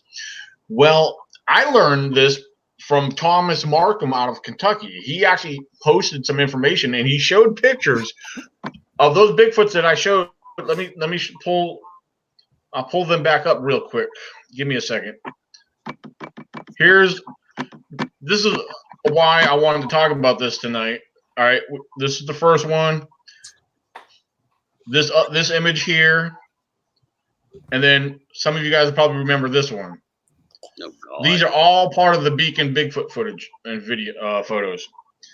Well, long story short, there's a picture of all these Bigfoots in their costume standing next to the people in a warehouse. This was a teen film it was more of a mockumentary film. Basically, they did it and posted it, and and people taking screenshots and video footages, and a lot of people are not buying it. But I have, on the other hand, I have been seeing a lot of people are falling for this crap, and it's just a Bigfoot, a low budget amateur film, from some young people. Yeah, and obviously. So somebody gets a real picture of Bigfoot, they're going to be blessed to do that by Bigfoot himself. I don't think I'm going to let nobody take a picture of him. Honestly, I don't. And as far as the flu virus, hey bro, I always keep some cayenne, habanero, and jalapeno peppers with garlic and lemon juice in here. That kills the flu. Hey, you know what? You know We need what? to moonshine with this, bro. That's You know what? You know what? What you had right up there, dude, does definitely do work. Because let me tell you one thing: cayenne pepper is basically one of the best things for flus. yeah. Yes, sir. And yeah, That's some old school country remedy right there, buddy. A little bit of lemon juice, lime juice, and some garlic's in there cut up. Oh yeah, it's good. That's what you call a booster. But yeah, I mean, you know, do people hoax in the Bigfoot world? Yes, of course they do. Do they do it for money? Of course they do. Like, I mean, there's all kinds of people that troll the Bigfoot world, man. Like me and Daniel like mentioned in my podcast the other night. I mean, Peter Kane, you know, he has, he has 160,000 subscribers on YouTube, and he's how do I put this? He's eating pieces of Bigfoot. He's milking a Bigfoot penis. I mean, wow. it's a complete satire. It's a total troll. But then you get people also that, you know, take footage of, you know, logging machines shaking trees, and they're giggling in the camera. And next thing you know, Thinker Thunker's doing a video about it, like going, this could be real. It's like, man, you're not helping nothing, dude. These are trolls, you know? And they believe them, though. They're the new people who are coming into the community are believing it. I don't think it's new You people. know, and it's a lot of the Bigfoot world. yeah, that is true. But even when you confront them with the fact that he's a satire comic and that he's done several videos where he's saying he's making fun of the Bigfoot community, and they still don't, you know, they still don't believe it. Wow. Yeah. They want to believe so bad that somebody's got that kind of physical evidence. People are hungry for answers in the huge void that we have. That's a lack of knowledge. So when you have this void that's a lack of knowledge, people are hungry for answers, and they start to they'll impersonate themselves on what they believe it might be. It becomes a cherished belief, or it becomes gullibility, and there's just so much of that because we don't know anything about these things. I'd say that, you know, if I take Carrie's word for his experiences that he had as a child, he knows more about these things than anybody does that I know, and we just don't know anything about them. So that's where the gullibility, the catch, and it's so easy, man. I could put speakers out in the woods and play sounds through them and take a video of myself reacting to it, and 100,000 views later, you know, I have a monetized channel. You know, obviously I don't do that, but I could. It's easy. It would be easy to do. People tell me that I need to do PayPal. I don't care for the money. And number two, I look at these like guy comes on homesteading off the grid or something. To me, it's funny. I mean, the guy sits there with this and wants to see the BIGFOOT, you know, with the oh yeah, I know all about homestead. Yeah, I'm taking offense to it because when somebody makes fun of me about it and does something over there, to me it's just, you know, funny and a comedy, you know. But me, I'm serious dead about what happened to me, you know. And somebody says they don't believe it, I just say go out in the woods, man, do like I did. You know, give them some pointers on what to do when they go out there, and like they would open mind and see what happens. You know, but see if you're chosen to be. I don't think I could have done that with an adult. I really don't think I could have done that with a grown Bigfoot, Sasquatch, whatever. I think, you know, I was one of a kind experience with me with being a kid with another kid. It's just a 1 in a billion encounter. Oh yeah. That, you know what, should happen. If these things are out there and they are what they are, a 1 in a billion encounter should happen. And I don't want people to know they're real, and I live off Social Security income every month as food stamps. Yeah. I ain't looking to me. I'm happy. I live up here on top of a hill, the highest point in Durham, overlooking the whole city, and I'm comfortable with that, bro. I don't need nobody's money. I have a conscience and feel wrong to mislead somebody and lie to somebody about that because that would be messed up. I can't just have a heart to do that to people, man, and mislead them and make them always mumbo jumbo about something. You know, I Sure. wouldn't do that to people. There's better ways to mislead people. That's what I'm saying. Yeah. Technology, CGI, Photoshop. Like I said, I could take speakers out in the woods and make whatever sound I want and film myself doing it and convince people that there's a Bigfoot around when in fact there's not. So a story from 30, 40 years ago isn't the same as hoaxing people today. Right. Kelly, when again, I shoot straight from the hip. When I was listening to your story and I was listening to it real close, and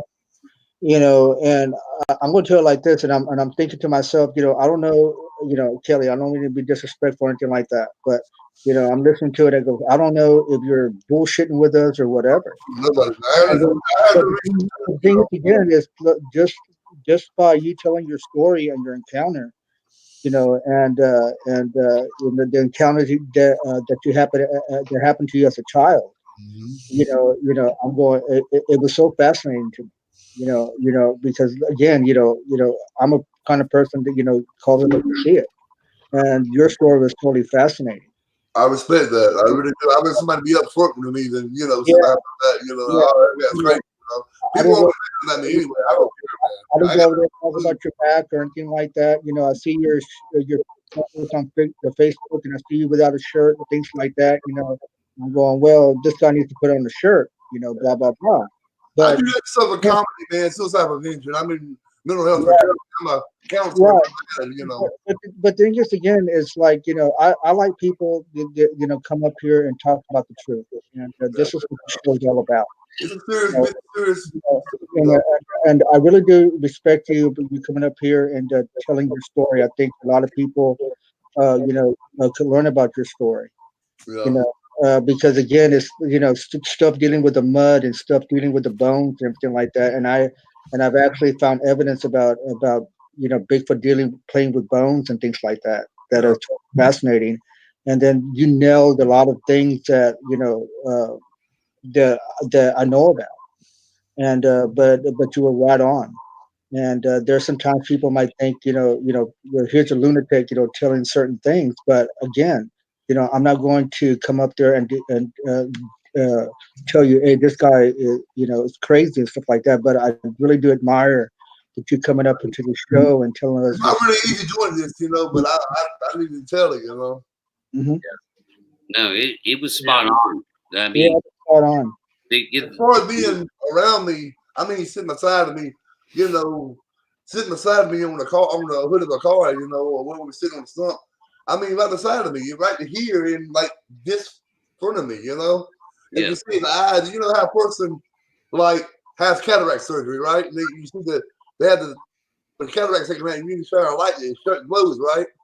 That's how his eyes were. His eyes was like that. It's very it's like a silver, Yeah. But just out of curiosity, talking about the eyes, have you ever got to see the reflection of the eyes at night? Like any kind of color of the eyes? Yeah. Red. What color? Red and yellow. Red and yellow? Red. Was it eye shine, Gary? Did it seem like eye shine? Yeah. Shine on light, the eyes were yellow. It's like cataract surgery. It reflects the light. Okay. That's what I was saying, yeah. So it wasn't emitting light. It was. I didn't see that. All I could see was the eyes glow. You can see the eyes when you shine a flashlight in the woods deep. You can see the eyes. Yes. Now, dealing with the eyes, were they a little bit? I know we have small little eyes compared to these animals. So how big do you think they were? The ones I seen? Yes, sir. The smallest with him was like a little over 5 feet. The biggest one was like, I say maybe 7, 8 feet, but about 7 feet. And how big were the eyes? How big were the big show rascal is the biggest one I've seen. Now, and let's talk about the eyes right now. How big do you think the eyes were? Huh? Let's talk about the eyes. How big do you think these eyes were? A little bit bigger than mine. but they were like slanted, almost like Chinese eyes. Now, let me ask you this: could you see a pupil or anything like that? What was one thing? The eyes were dark. They were like dark. Now, what was one? Color, I guess you could say amber. Now, and you were talking about the nose. Can you tell us a little bit more about the nose area? Were like it looked like it was like knobs around here, but it got flat at the bottom, almost like an ape. I guess. Okay. Now let me ask you this too. Did he have any hair around the eyes, around the eye area? Little patches of hair growing out. Yeah, but the hair was covered up because the hair came out over his face like this. Oh, I've heard about that before. I've heard a lot of encounters where the hair is long, falling in the face. Like, let me think. The face looked like, it ain't nothing like, Sasquatch, Slim Jim, and all that. Nothing like that. More like human, but it had ape features, like monkey. I don't know, monkey, ape. Now let me ask you this: around the nose area, it had like a little, like this right here was wider. That right there, the little lines that come in my mouth, right? Wide. And the lips were like, and the mouth was wide. Yeah, the mouth was real big mouth, real big jaws, and a big head. Yes, and the hands were like real rubbery, like I don't know. He had real oily. You could tell it wasn't like a person hands, and the nails were like looked like they were brownish, yellow or something. They were dirty, of course, but he looked dirty. He didn't, they never bathed, so he was, they called him stinky. Yeah, he looked stinky. Now, here's another thing. Could you determine whether it was a male or a female? I thought it was a male. It was uncircumcised. It was like not like a person, but it was a male. He was a male. He had two little guys and a big guy, but he was uncircumcised, and he was like covered like a sheath. He had a hooded penis. Had like a sheath, I guess hair going over it, and yeah. They never did anything, but he never like. I guess being kids, and I'm I like females, so I never looked at his stuff, but I know he was a male. Yeah. Now tell me a little bit more about his chest area. Chest was, I guess, thin in some areas. Some areas was thin, but it was mostly hairy around this part here and little patches. Like he had a line of hair from right here going all the way down, almost like a razor, like hair going down, real thick going down the front side of them, down where it parted and got real bushy down toward the bottom. Now, how wide were his shoulders? Was his shoulders pretty wide? Wide. He was slender, but compared to my head, he didn't have no neck. But I'll tell you about my shoulders here. His shoulders, let's see, my shoulders about like this. His shoulders were probably a little bit higher up, and it came out like this. Wide. Yeah. Like this. Wow. They were real wide. He was like a football player, but he was slender. I think he was malnourished. I don't know. Had a big pot belly on him too. Could you say that he was actually built like a football player? Big shoulders. He was built like an Olympian wrestler, dude. Okay. This thing had, you can tell he was slender, but he had muscles, and his legs were especially muscular, but it was like a person's legs.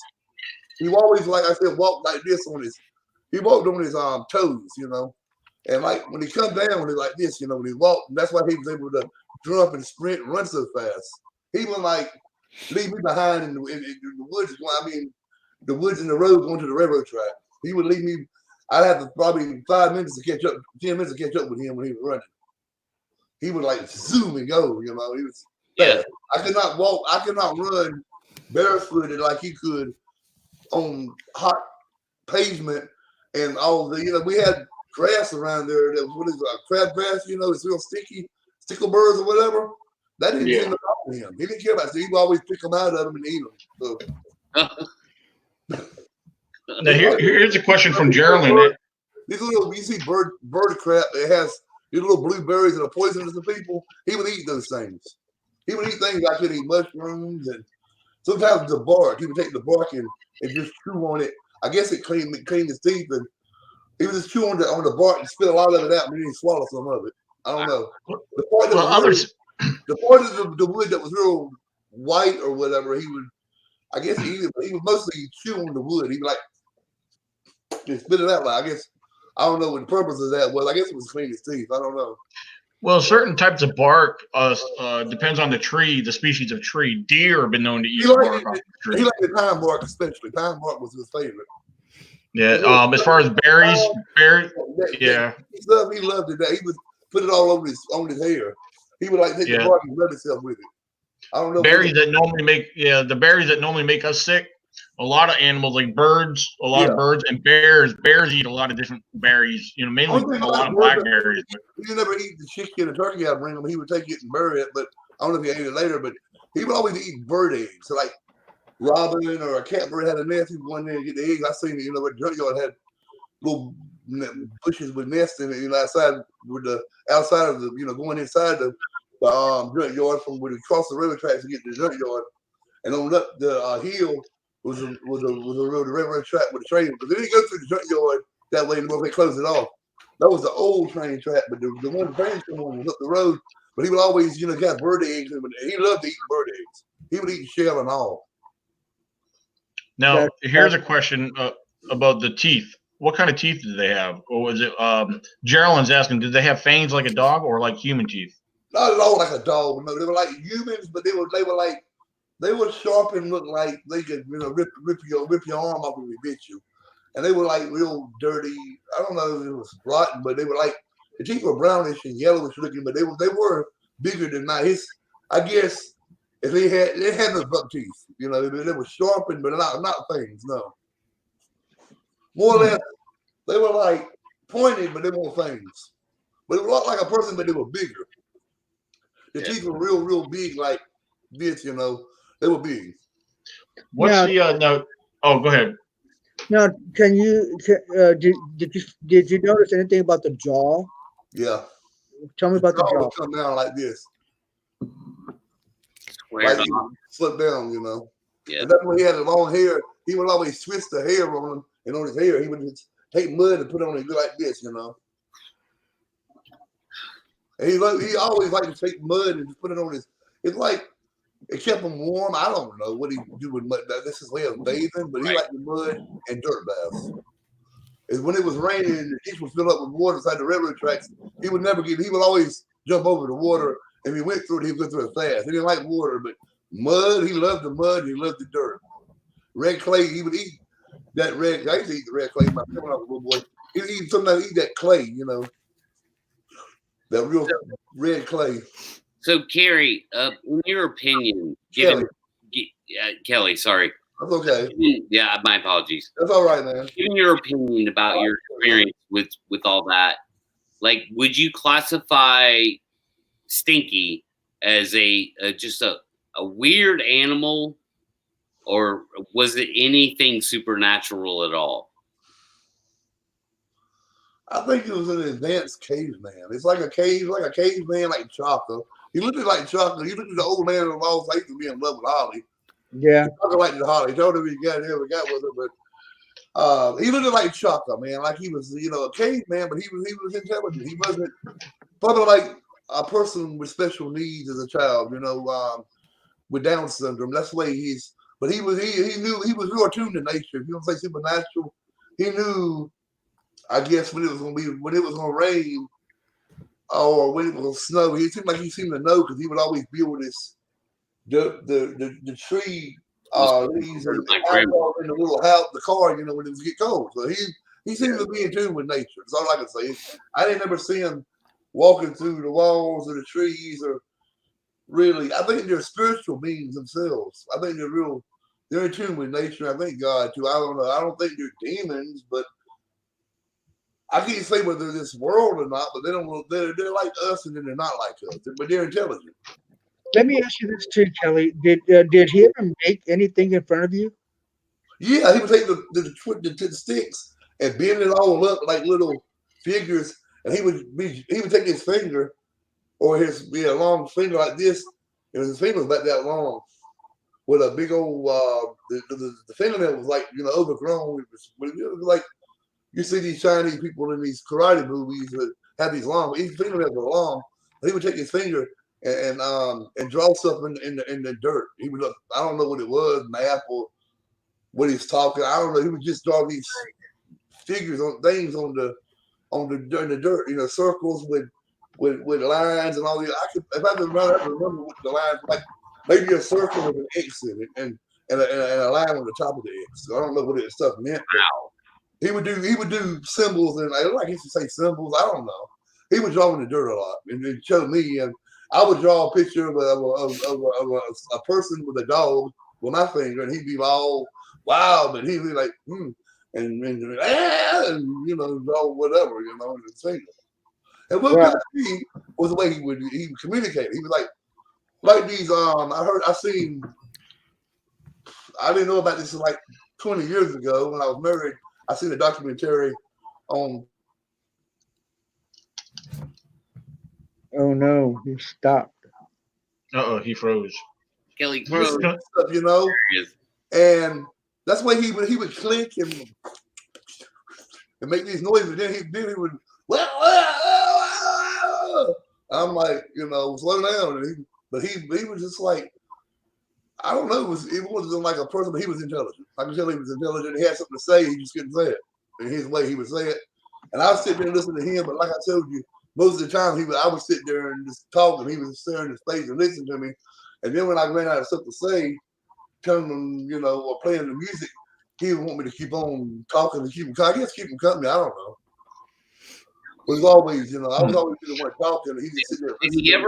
Did he ever scare you or make you feel frightened at all? No, I showed him the chewing tobacco. He really got upset about that. Like, why are you giving this to me? You shouldn't give this to me the way I took it. Why you giving me something bad? And I took it. No. So I said, hey, and I guess he just took it and slung it in the woods, but outside he threw it over the bushes over there by the track. He threw it over there and just like that. It really gets them all about the chewing tobacco. Excuse me, Kelly. Did that look more human or more ape? Chaka. You look at Chaka on the Old Man of Lost, that's what he looked like. Except he didn't have a bald head. He was more furry and hairier. He was like Chaka with the hair coming down like this and real long hair in the back over the ears. And the ears were almost like I don't want to say cauliflower ears, but they were more like my ears. They weren't like this. They were more like lobed at the top, They were thick ears. And they were flattened. And pointed, like right here, pointed maybe a little pointed. I looked at him real good. I could see his face real good right in front of me. He said that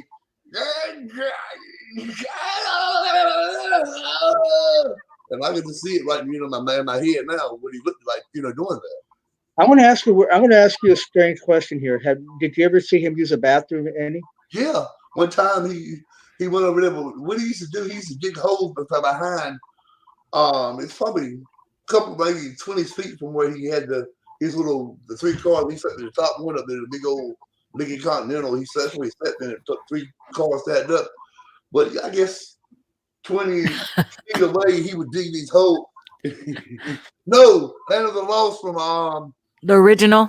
Yes, the original. Whoops. That's not what I see. But he was that was a friend of mine that lives here in Virginia. I guess. But check this out.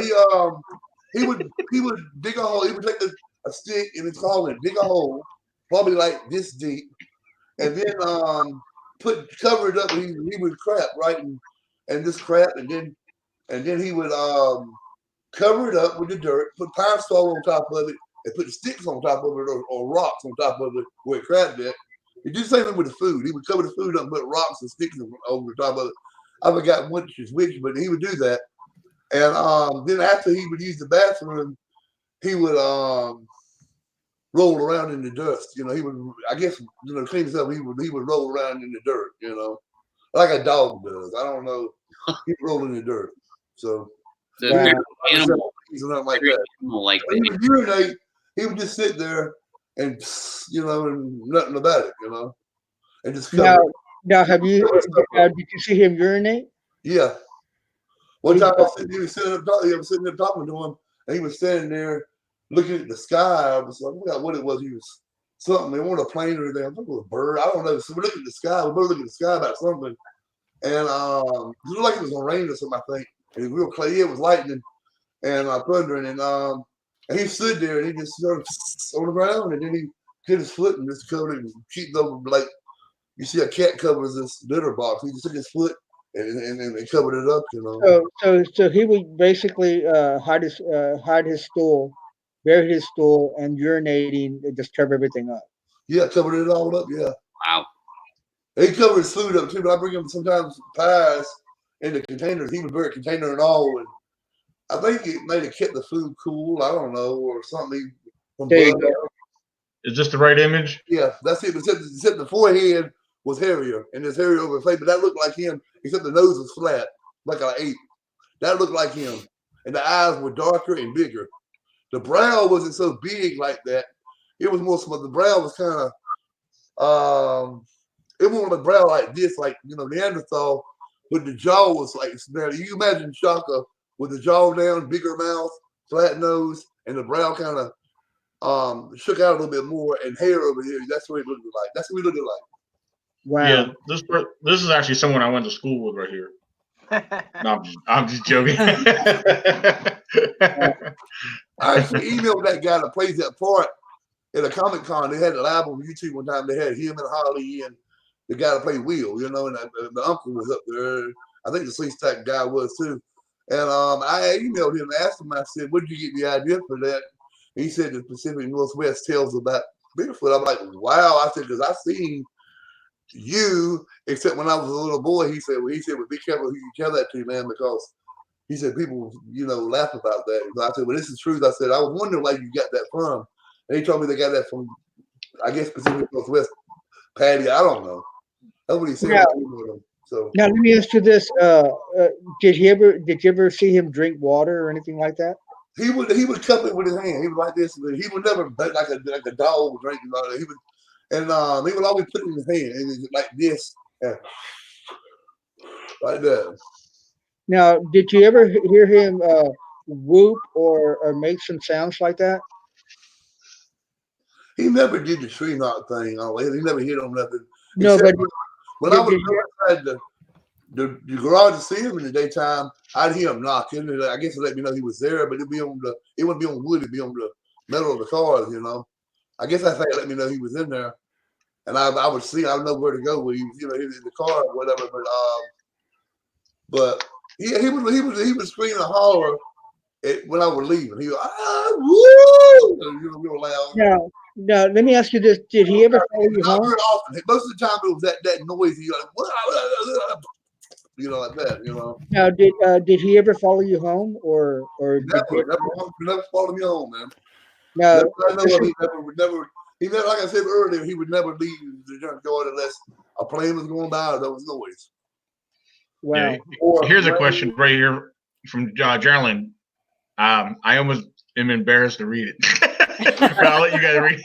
He wouldn't hold his weed. He would just sit there and just urinate. And then he would cover it up like he would another, like you see people fishing, old people sometimes out there fishing on a pond, and the old woman's got a squat and pee. She's going to, she's going to sit there and do her business. And then, get up and he's over, like old people fishing, in other words, in the pond with cane bowls. That's what he would do. He didn't have no shame about using the bathroom. All right, and here's another question. Nikki's too embarrassed to ask, but I'll ask for her. What did his junk look like?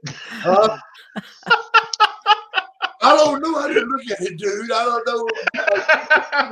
I know he was circumcised. I can tell he was a male. Yeah. I'm like, what's the it, bro? Yeah. Clearly, he already described that. I know he did. Yeah. That was. It was like a person, but he was different from a person. I guess I didn't look at it. So I just look at his face. I'm seeing what's in front of me, and I could. What this wild kid can, how you got so much? Why you got so much hair on you? Why you so hairy? You look like an ape. And he would just sit there and look at me, So So, Geraldine, this is a follow-up question about his urinating. no, I ain't never get From Geraldine. He was just sitting there on the ground or sitting there wherever. He had to go, but he would never get there long. He was business walking. So. Right. Yeah. He was kind of, I guess, different about doing number 2, I guess, because I was there on 2 occasions when he did walk around. Around the tour, he wanted to practice. Yeah, I think he did with that, but other would pee and he just went ahead and, let it loose. But I think number 2, he would be more, he was just, look at me and walk around the car, and I sit there, okay, I knew he was probably, having to use the bathroom or whatever. Now, let me ask you this, Kelly. Did you ever see, did he ever sneeze or did he ever cough? Did he ever do anything like that? Only time he coughed and sneezed was with the tobacco. When he smelled that tobacco, he started like, yeah. Tobacco, they don't like tobacco. For some reason, they don't like cigarette or tobacco, period. Because when they had that chewing tobacco, we took it out and lit it and smelled it. He made him sick. I think he made him sick. I guess you call it coughing because he was making noises, He didn't really cough, but he was like, you tell him he didn't like it. I got a question. I got a question. It's kind of a 2-part question. Mm-hmm. First part of it, what's the biggest Sasquatch you ever seen, and how tall do you think they get? As I said earlier, the biggest one was like 7. It wasn't 8 feet. It was 7 feet. Looked like the Big Show. You don't like the Big Show wrestler. Yeah. Not like Andre, but like the Big Show. Yeah, that's a pretty tall dude, though. Yeah. Well, bigger. I mean, muscle, yeah. Shoulders bigger, hips bigger. They have hips on them too. So now, did you? My wife, and she wasn't friendly. She wasn't aggressive, but she didn't want to be bothered. I think the nail was. I had nails on the side, on both sides of where she was. So I could hear grunting and growling from both sides and hear noises. So I think the nails didn't want me there. But she was like, it was like she wasn't supposed to be seen, But I could tell it was a female because she had breast and it was a woman. Now, do you think that was his parents? No, this was later. This was like 7 years ago when this happened with the female. 5 years, maybe 6. It was a while back when I seen this female. That was at Falls Lake too. Yeah, Johnny Tucker is asking, how far from Durham did you have your encounters? From Durham? I'm in Durham. I was like 15, 20 minutes away. And where I was living is like 10 minutes from here with the Stinky. 10 minutes that way, going toward the Highway 55, going like to Cary or Raleigh is that way. And so I was like a whole big stretch of woods and swamps that way, going toward Cary, which is like all the rich people around this area live in Cary mostly, or North Raleigh. And so you get to North Raleigh or Cary, you go down 55 highway, if not 70 or 95. And so 55 area on down, that's where Ed Cook Road was and Riddle Road. Riddle Road is where the junkyard was. Here's an interesting question. Talking about the sounds again. Geraldine is asking, did he ever make a sound like another animal, like an owl or a fox? He could mimic birds and stuff, and I won't say barking, but he could mimic a cat or a bird, you could say. But a lot of the bones, I think, there were like cats. He would eat cats. I don't know why he liked the cats. It looked like a cat head. It was bone, but it was a skull. It looked like a cat skull in the car. He had all these animal bones in his car, or bones in his car. But he didn't ever eat meat in front of me. He always ate like the fruits, and he loved the corn. He liked the bananas, and he especially liked the watermelon. He loved watermelon.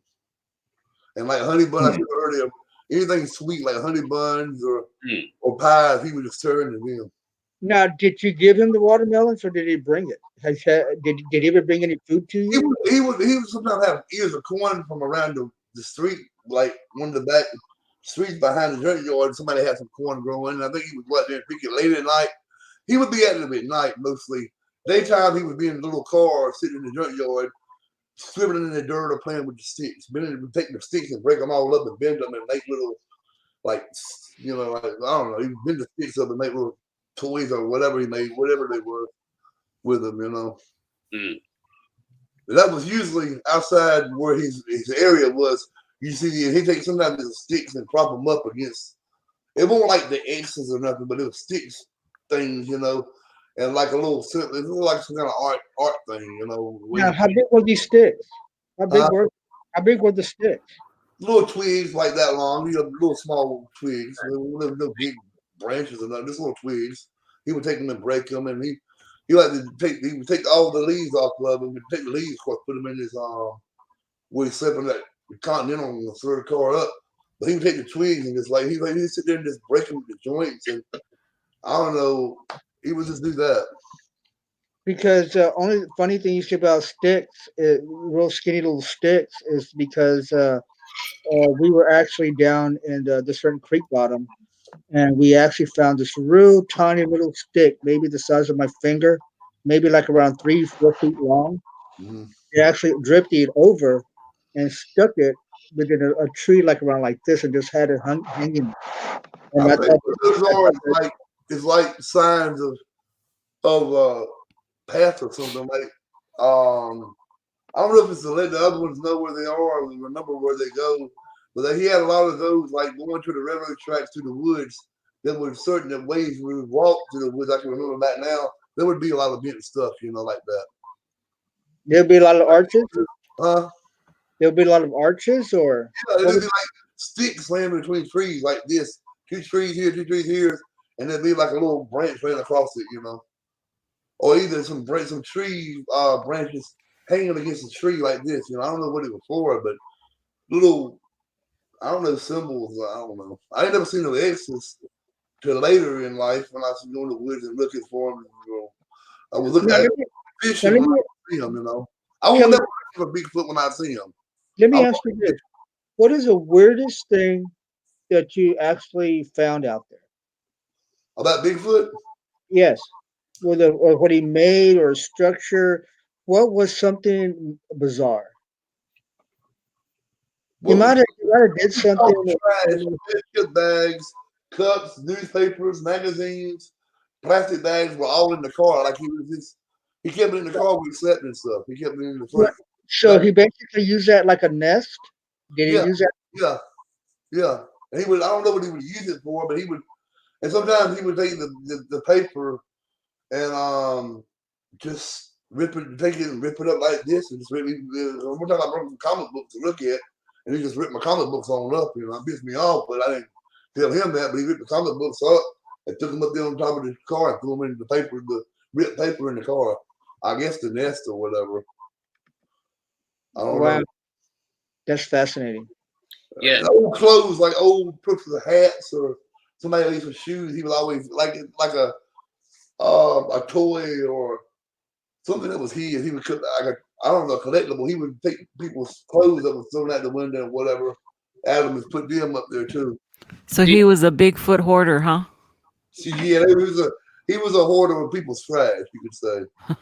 And you never saw bags and put them up there in the lane beside the road. And like I said, he would never go out other. I think except for nighttime. When I come back and see the corn on the cob, I'm like, I wonder, you know, how he got it. I guess he walked at nighttime through the woods to get it, because in the daytime, I think somebody would have shot him and killed him, or I don't know.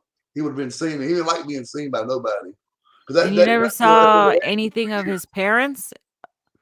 Huh? You never saw any parents or anything? No parents, no grown-ups. When I first moved here, I could hear him in the woods, things howling and screaming at nighttime. But like I said, it was about a year or so, I didn't hear nothing. And then later on, a year or so later, is when I seen him going to the junkyard. And I seen the dead snakes laying there with the heads twisted. Dead copper heads. The only one I seen that one presence was a hoghead snake. Wow. They always lay him on the back. He'd lay him where the train would go over him. But he would slap the heads, you know, the head would be snapped. And that's how I figure he did it. I don't know.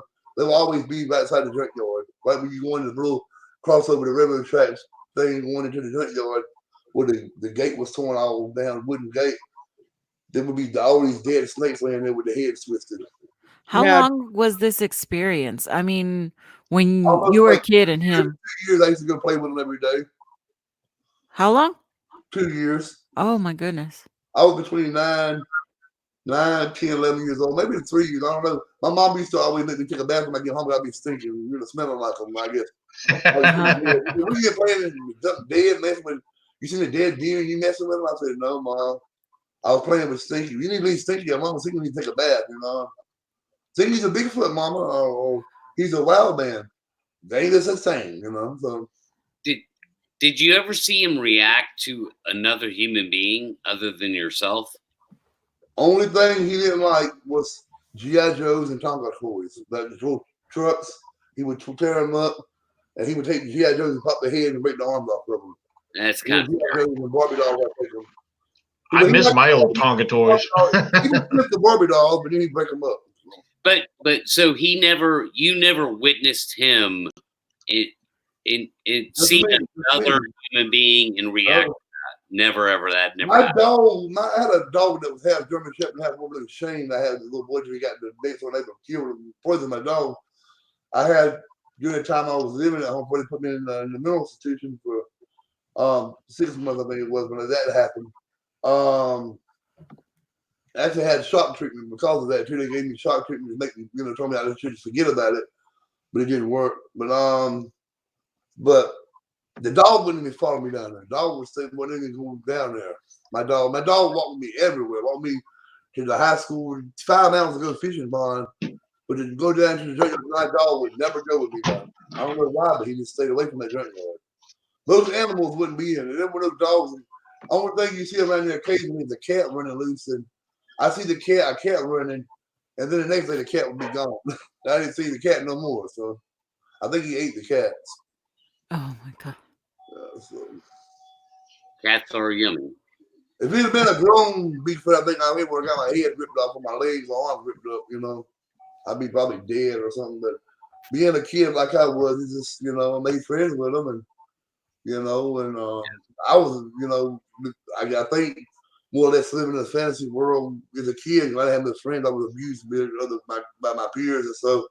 Not having no friends to play with, I made one with a little wild boy in the woods that did in the junkyard. So that's special. Now, let me ask you this: when you very first encountered it, I mean, the very first time you seen it, what was your reaction? Well, when I seen it, I was going over to the junkyard. I seen the snake thing. He stood up and looked. I see something like dark brown, reddish. Brown is what the color was, sitting there on some tires. And some tires, but tires were stuck up. Rubber tires, Dunlop tires. And I wonder what that is. It looks like a baby bear, and there ain't no bears around here except once in a blue moon they'll come down from down toward the coast, the riverways or something, the waterways. But I don't wonder what that is sitting there. It's big, like a bear. And I looked up like this, and that's when he stood up and he looked at me. He looked at me like, "Who are you?" And had his jaw was almost like, it wasn't showing his teeth, but he was like, yeah. And he kind of breathing like, I said, wow. I said, what's your name? I said, it stinks around here. I said, my name is Kelly. How you doing? And I went there and hold my hand out, and he grabbed my hand, smelled it like this. And I said, well, I live up the street up here. I don't have anybody to play with you. You live around here? And that's when we went back toward the car and sat there and just looked at me. And I sat there and just started talking to him like he was a regular person. So that's what started that. But first, he was looking at me like, I wasn't supposed to be there. So, but I don't know. He just. And let me ask you this. I know that you haven't seen kids like that before. So what? I've seen some kids before around in like special classes at school that were kind of deformed looking, but not quite like that. Not like this until I really paid attention to what he looked like. I knew he wasn't a regular person or a kid. First, I thought he was a wild feral boy, but then I seen all the hair and how he was built differently and the ape-looking things in the space with his nose and the eyes, shining and stuff. And I'm like, that's not a regular person. Now, did he always wait for you to come there? Yeah, he was like when I go up to the railroad track, I call, I say Stinky, and I'd hear this. Let me tell you. like that. Or maybe it's like it was 3 times he would do that, and I knew he was there. But it would be like he'd be hitting on the car, rapping on the hood of a car. I think it was, I know it was metal when I heard him making a noise. It wasn't wood, but it was hitting on the metal, and I knew he was in there.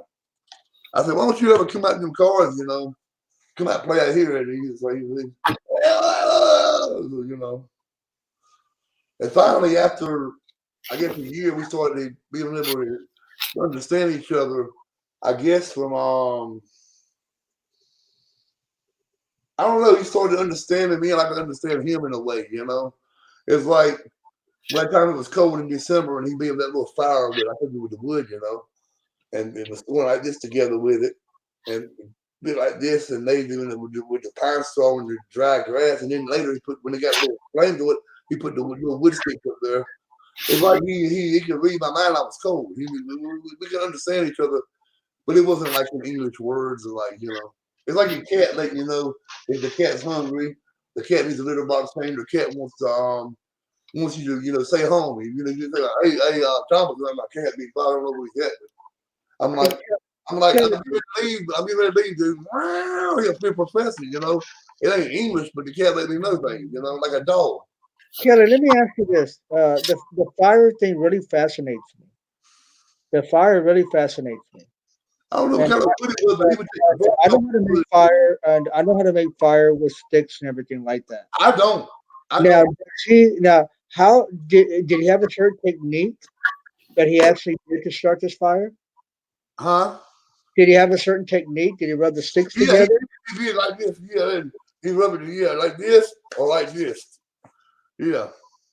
And then so he actually used a real thin stick. But he would peel the bark off of it, I think, when he did it. Yeah, all the stuff around the wood, it would be bare wood when he did it. Right, and which made it slick. Yeah. How thick? I didn't ever do it. I tried to do it, but I could never learn how to do that. So he knew how to do that. Now, did he have anything at the bottom? I know that you need a softwood and a hardwood to make fire. Now, did he have a hardwood in the bottom? I don't know. It was some wood he had. He had a certain wood he would do it with. 2 different types of wood, I think. I can't really remember, but I know he did it with wood. And he peeled them. They make it real slick. And he would do it. And when it started just smoking and sparking, he'd put the little moss or pine straw in it. And when it sparked, it would catch it on fire. And I could never do it. He used to laugh. I guess, I don't know if they're laughing at me, but he used to, I guess, amuse him. I couldn't do that. So, you know. Yeah, I'm familiar with it. I just say, let me see your hands. And he would look at my hands and look at his and, you know, try to, you know, I don't know if he's trying to tell, I guess, curious about, you know, what I was and what he was and like I was about him. What are you? You know, where you come from? You know, and he was intelligent. He just couldn't talk the way we talk, you know. Yeah. So, and he had this real oily. That's where that smell come from. It would be from his skin, and it would be all in his hair. It almost like it was pine sap. He would rub pine sap on them. I guess the mask with the odor. I don't know. He did something. He rubbed himself with pine sap on his skin and for a reason. I don't know why, but he would do that. Did it look like he? I don't know what. With him doing it, did it look like he had a Jerry curl or anything? He looked like he had hair before. I mean, he was real greasy, like, you know. Yeah. Like somebody in the suit, like you take the pictures of the guy, looking in the Bigfoot walking, the one in the woods with his thing, and then the one sitting there looking like Chewbacca with the baby or whatever on the back.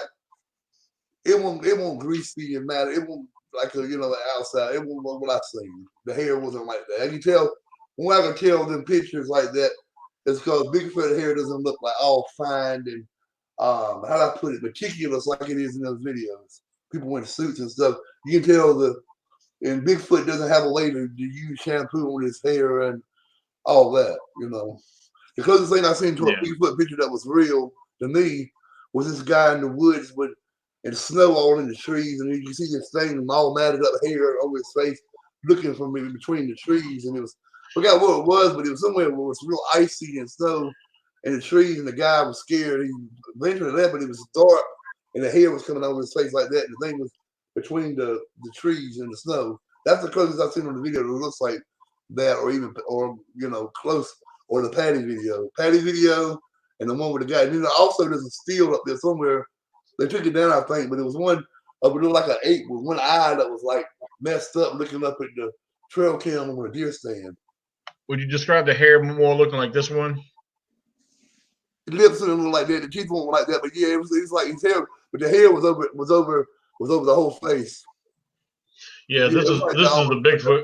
But it was matted like that. It was greasy. It was greasy. It didn't have red lips and like something out of a comic book, no, or a movie, no. Okay, now because I was just showing this one here. Because this one here, I've seen this movie right here from the Bigfoot that's in this movie. A lot of people seen it. It's actually a good movie. You guys check it out if you've never seen it. That's a good movie. I've seen that one. Yeah. Big Legend. Yeah. I've seen that. That was pretty cool. It is, ain't it? Dude, Bigfoot kidnaps his wife, and he goes back a year later on revenge. I think one I thought was gonna be good called Omar, but that turned out to be kind of silly a little bit. But I look at all of those Bigfoot videos too on 123 videos, 123movies.com. There's supposed to be a new one coming out 2019 called Sasquatch. I haven't watched it yet. It's supposed to be brand new.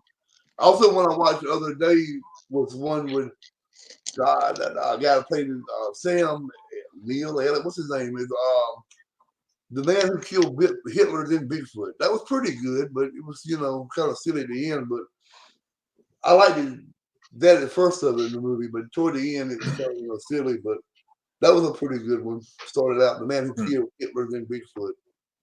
But yeah, a lot of the videos, like you say, are hoax. You can usually tell. I can tell, being a witness, that the hair ain't like it was, come straight out of the assembly line, No. So, like the picture you showed me, that one from that movie, that's the way the hair looks all like, like greasy, matted up, dirty. Yeah. And usually, but he would take his hair, like I said, and twist it up like this. Would be like this over his head. I don't know why, but he would do it in his hair on the back side and in the front, and on his beard, that hair. He had a whole set of hair on his face to be young. I don't know if it's what he is. They're like that at that age, but he had a face full of hair, full beard and everything. But I guess, and there wasn't no gray in it either. He was all just like dark brown, reddish, little red sense of red. The red would be around the face area, and the chest was red, and down below was red. And most of over the back and the arms was dark brown. So, thank you for your story. Thank you for your story. Thank you your name is Kelly. Kelly, right? Get that off my chest too. Finally, all I can tell somebody is to go out there and don't go out there really looking. You'll see them. Every time I've seen them, I wasn't looking for them. I was go out there to do other things. I was letting go out there to take pictures of nature, videos of nature, or fish. Or it wasn't never to see Bigfoot. But every time I go out there in the winter, when I've seen them recently, it was because of I wasn't going intentionally. And now when I'm looking for them, I can see them and know they're there because I feel like they allow you to see them. It's like they can feel your vibe, where your intentions are. If somebody's out there looking for money or looking to make a buck or don't care about the animals or nature themselves, really just want to make some profit or fame, I don't think they're gonna let nobody see them with that. I think they can feel that. What do you mean? What do you mean by allow? I think they can feel like the animal. Animals know when you're gonna hurt them, like yellow jackets. I'm allergic to bees. I've got videos on my Facebook and YouTube of me catching a wild possum outside my door, 3 stairs up from, I was three floors up on the outside the stairs, and I took the possum and just put it in a little box, carry it downstairs and let it go. Big old possum like this, and all the thing did was hiss the whole time. But after I get in the steps and let out the box, it looked at me and hissed, and then I guess it looked like it looked back at me, hissed at me, and went across the street, and I never seen it again. And then one time I have a video up there of me. This is like, I guess it was like September or October when it started getting sort of cool. Time for yellow jackets to, have their nest underground, and I guess for the winter or whatever, fall. And I had a queen yellow jacket surrounded by workers all around the ramp out here over my front door, in the stairwell, and I got that close to the queen, and she didn't attack me, and I'm allergic to bees. And my thing is, animals know if you're going like a snake. You go fishing, and you see a snake, you leave that snake, let that snake go. I've had a big old water moccasins go between my legs, just slithering. The only time I think an animal will hurt you if it has babies around. But animals know, and I think Bigfoot knows what your vibes are, what your intentions are. Right. And Kelly, let me ask you this: what do you think? What do you say to non-believers of Bigfoot? If there is a God and the devil, there's angels and demons, if you have a religious belief, or you have any kind of belief in something, don't ever put out that certain things don't exist, because I'm like this. Anything is possible. Have an open mind and go see for yourself, see it for yourself, and then you'll know. And there's a lot of things in this world I believe in. This people say it's mythology and legends. I believe in things. I ain't really say it right now. I got my books in my library, but I want to say, have an open mind and just know anything is possible in this world. And they say that the earth was flat. I don't know if the world is a ball, whether it's flat or not. Never went to see. All I know is hearsay from media and what the government says. And I always say is find out for yourself before you want to cast stones. And judge. See for yourself, listen to the stories, and then when you see for yourself, you'll know anything is possible. So. Yep. Well, smells. A lot of people talk about smells. I know we were talking about that a little earlier. It's in the Bible too. Noah's Ark. There were giants and things roaming the earth back in those days. That would be. I think one thing was I read in the Bible was Nephilim. That was demons or something.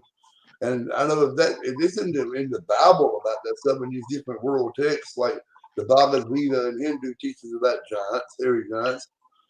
The Islam speaks about genies, jinns, and giants. And the Bible mentions giants in a few different chapters: Genesis, Leviticus, the Book of Joshua. And, Native Americans think of the Great Tribal War with the hairy man back there. I don't know. But you have I went to powwows and heard about that, and that was like 10 years ago. I went to a powwow in Lumberton. That's why I used to go to Lumberton or either School of Science here in Durham. I went to Lumberton for this, and they were talking about the Indian elder was talking about the wild hairy man, and said that the hairy man and the lumber, I can't remember the lumber name for it, but he said that we used to be peaceful among the human beings and the hairy man. And the world, that's how I think they said that the world,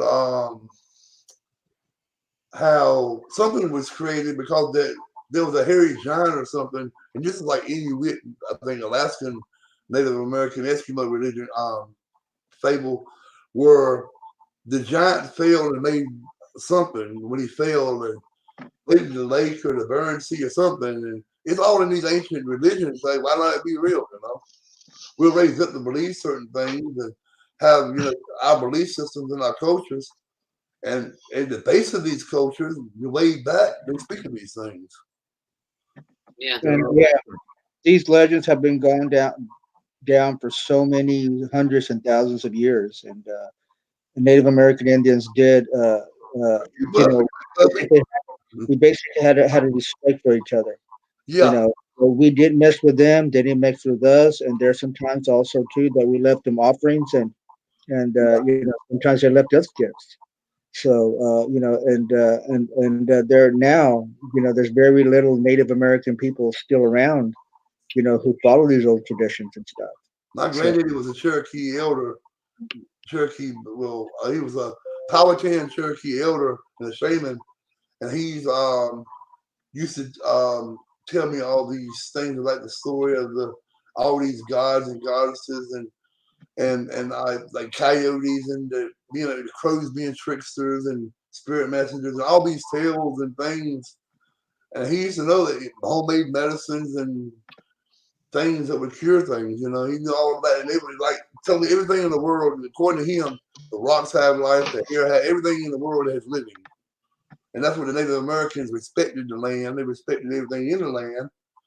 And therefore, they were able to live in nature. Any native tribe, no matter where they are in the world, I feel like, from my understanding, is they're allowed with nature because they become part of nature. They respect it.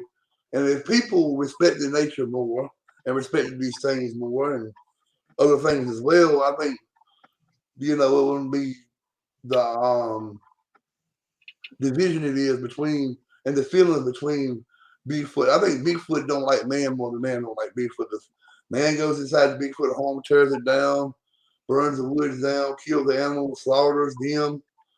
And it's like Custer, man, before Little Bighorn. He went up these with the Americans and the government had given the Indians, the Native American Plains Indians all this land. Then Custer goes in there and kills men, women, and children.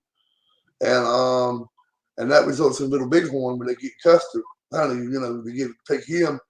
And there's all of that respect, and the Native Americans had a great, that's why I'm proud of my Native American heritage. I know more about that than I do the Italian side because I was reared up in, respect everything. When I go fishing or if I was to hunt or raise chickens and kill them, I would give thanks to that. Even if I eat something now, I give thanks to the animal or whatever for giving his life or plant or whatever. I say thank you for feeling me, and that's just respect. And I can able to enjoy that food, and the food blesses me as a result. And it's all a spiritual thing, and I believe Bigfoots are spiritual too. Even the aggressive ones, they have a reason why they're aggressive. Good point. Excellent point. I'm sure they do. Another one, Stinky didn't like G.I. Joe's, military toys, and he hated, tanks and. I think I look back now, I can know why. So maybe that's what happened to his parents. I don't know. Yeah. Hey, before this show ends, I want to add something just real quick to what I said earlier. Just let me say something real quick. Once again, your name is Kelly, right? Yep. Thank you again for your story, and thank you for being on the show and thank you guys sharing everything. And your videos on YouTube. I watch all your channels, and so thank you as well, Daniel. Thank you for your input. Yes. But let me this goes not just for you, but this goes for everybody who may be watching this. Be careful. Be very careful what you see. The reason why I say that is, for instance, I'm not saying it's a bad thing. It's a good thing to give money. It's a good thing to be nice to people. It's a good thing to share money. But hear me out. So if you tune into somebody on YouTube and you see a show that you like, you see a Bigfoot show, you see a paranormal show, and you want to donate money, be careful. I'm not saying donate. I'm not saying don't do it. I'm just saying be careful about that person. The reason why I say this, people, there is a man, and I'm not trying to disrespect this man, but his mom made a book. She made a book about a Bigfoot, and to cut the story short, she says that she made this book, and she didn't even make a book. It's like 40 pages of paper, and she made this Bigfoot story about this Bigfoot locked in her cellar in some other county, and they had this Bigfoot locked up for like years, and they would go and feed this Bigfoot and everything. Well, they're making money off of just printing these papers, and people are not. Half the people are not and did not receive their book. They paid this man for that book, and they never got it. Yeah. And let me add. Correct me if I'm wrong, Bobcat. Huh? The book was made. Correct me if I'm wrong. The book was made off of regular notebook paper, out of a notebook, right? Yeah. Yes. Yeah. Yeah. Okay. Yeah. And half those people never got their books, and they paid. Books. Yeah. Yeah. But let me add one more thing. Let me add one more quick thing, then I'm done. This man he had a show on today, which I tuned in. I really like his show. because he talks sometimes about Bigfoot and paranormal. So I kind of like it, but then I'm getting to the point where I see that not only did he not pay these people, which is aggravating me, I've asked him very nicely, please send these books to these people who paid you. And he keeps making excuses why he can't, and he's late and he's working. Well, anyways, I believe in Bigfoot. I believe in them. I believe in the spirit world. I've had a ghost experience when I was 11 years old, but I'm still a skeptic. I would have to see it to believe it. But hear me out. I got to say this real quick and I'll end. And Daniel, you could post this picture if you want. You don't have to. But I got a kick out of this because, like, I believe in the spirit world. This guy on his YouTube channel tonight, he was drinking a Mountain Dew can, right? And all of a sudden, on this Mountain Dew can, you see a couch through the can, and then you see like a chimney, then you see a television set, and people are going crazy. He's got like 150 people, and they're saying, "Holy crap, what's going on? We could see things through your can." And he's holding two cans up and he's putting them together, and you could see things through his can.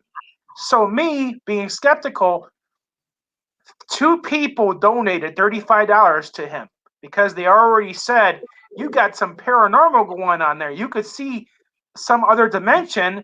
People were actually believing that he's seeing some other dimension. Now me, I'm looking at this, I'm like, this man, he has to have some kind of a program where he's holding the pop can to his computer, and his computer has to have software, and he's conning people.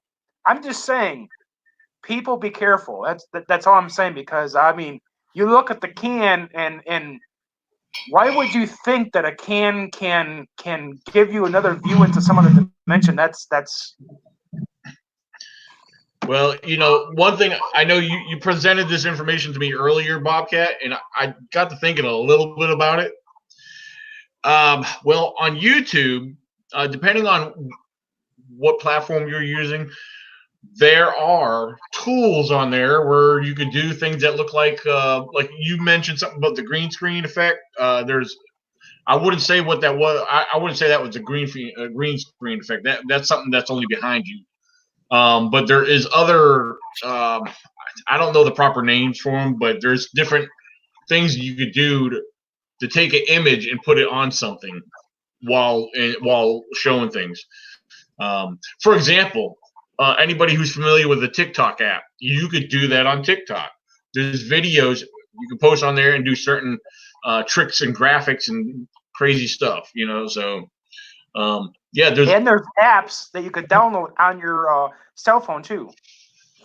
Yeah, absolutely. Yeah, it's easy to fake in 2020. Like there's nothing even mysterious about it.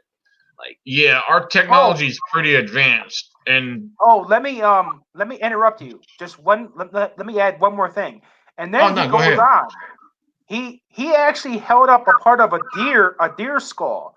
And get this, he's showing the deer skull, and you could see a bedroom through the deer skull. Like, he's actually trying to make people believe no matter what he's holding up, you could see another dimension. That's pretty absurd. Yeah. It's just for the love of money. Yeah, of course, easy. I mean, you can trick people into believing you and getting clicks, likes, subs, all that stuff. You know, I come up there in the weekends, and I bring my equipment, and I stand there alone, and I try to kill up to a lot of evidence that I possibly can, and I just enjoy it. I enjoy it. If I find something unique or whatever, I show it just to a certain people, and then whether or not I want to put it out there. Never ever did I ever want to make money out of Bigfoot, because to me that's not right. Right now, we have a job to do. We have a job to make sure that the public knows that this animal is real. We have a job to protect this animal. And these people hoaxing and doing all this stuff up there is making us look bad. So we just have to keep on doing what we're doing. We have to talk to people who really know their stuff, who basically call it that, who call it like they see it, especially like the show today. We learned so much about it. Kelly, thank you very much for showing up, and your story was amazing. And I just can't thank you enough. But again, it's that's the way that we learn. That's the way that researchers know. We every single one of this panel has a little gift that we could share with other people.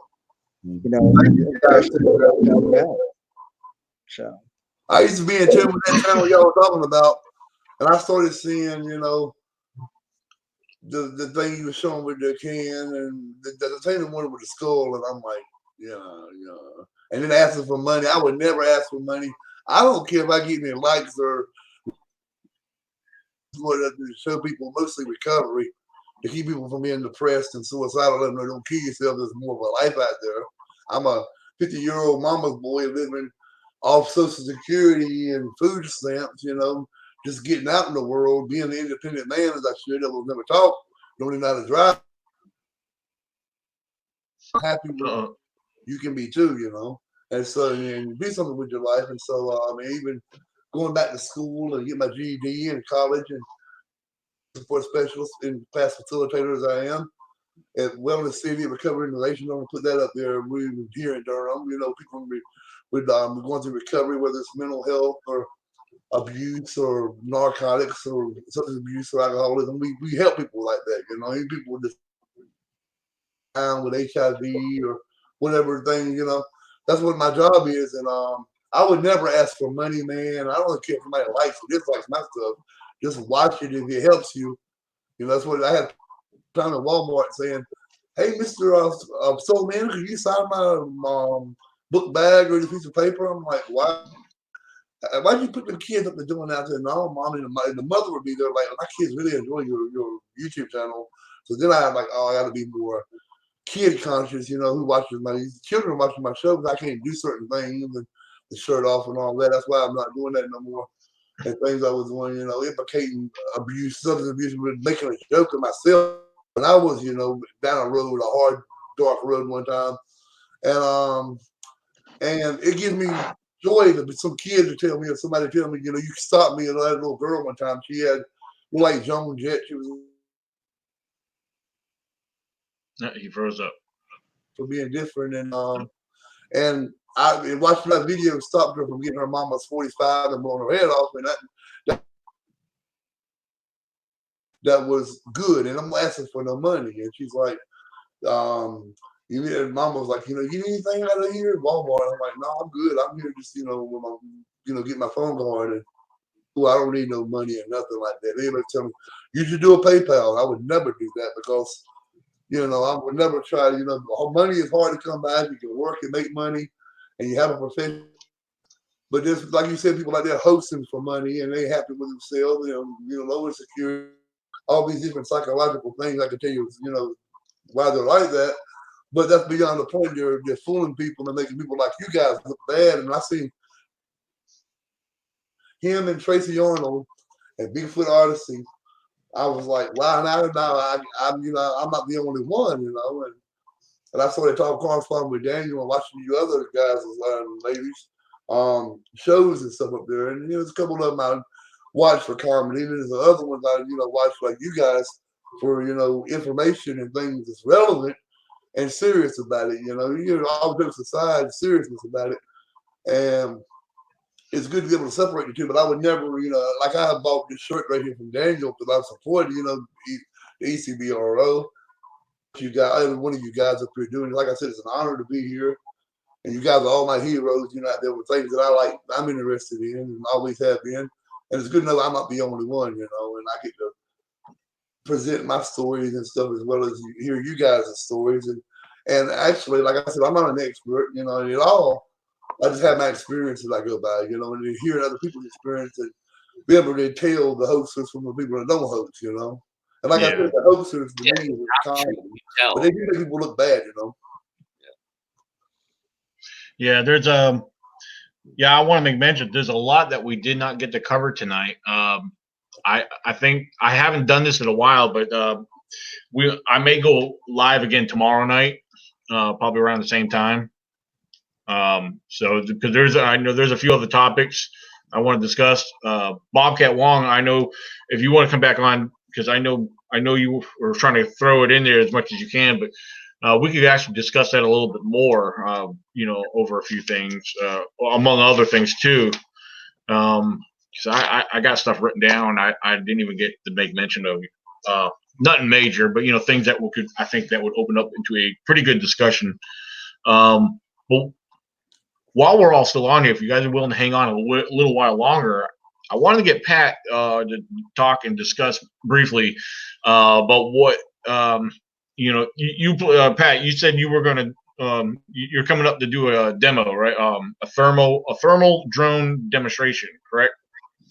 Yeah.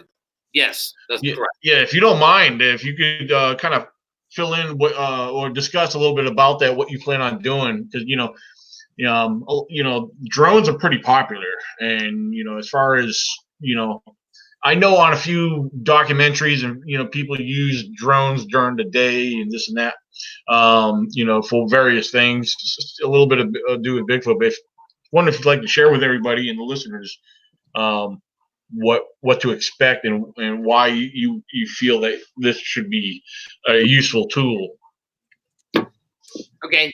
I'll kind of give you the Reader's Digest version. It's pretty simple concept.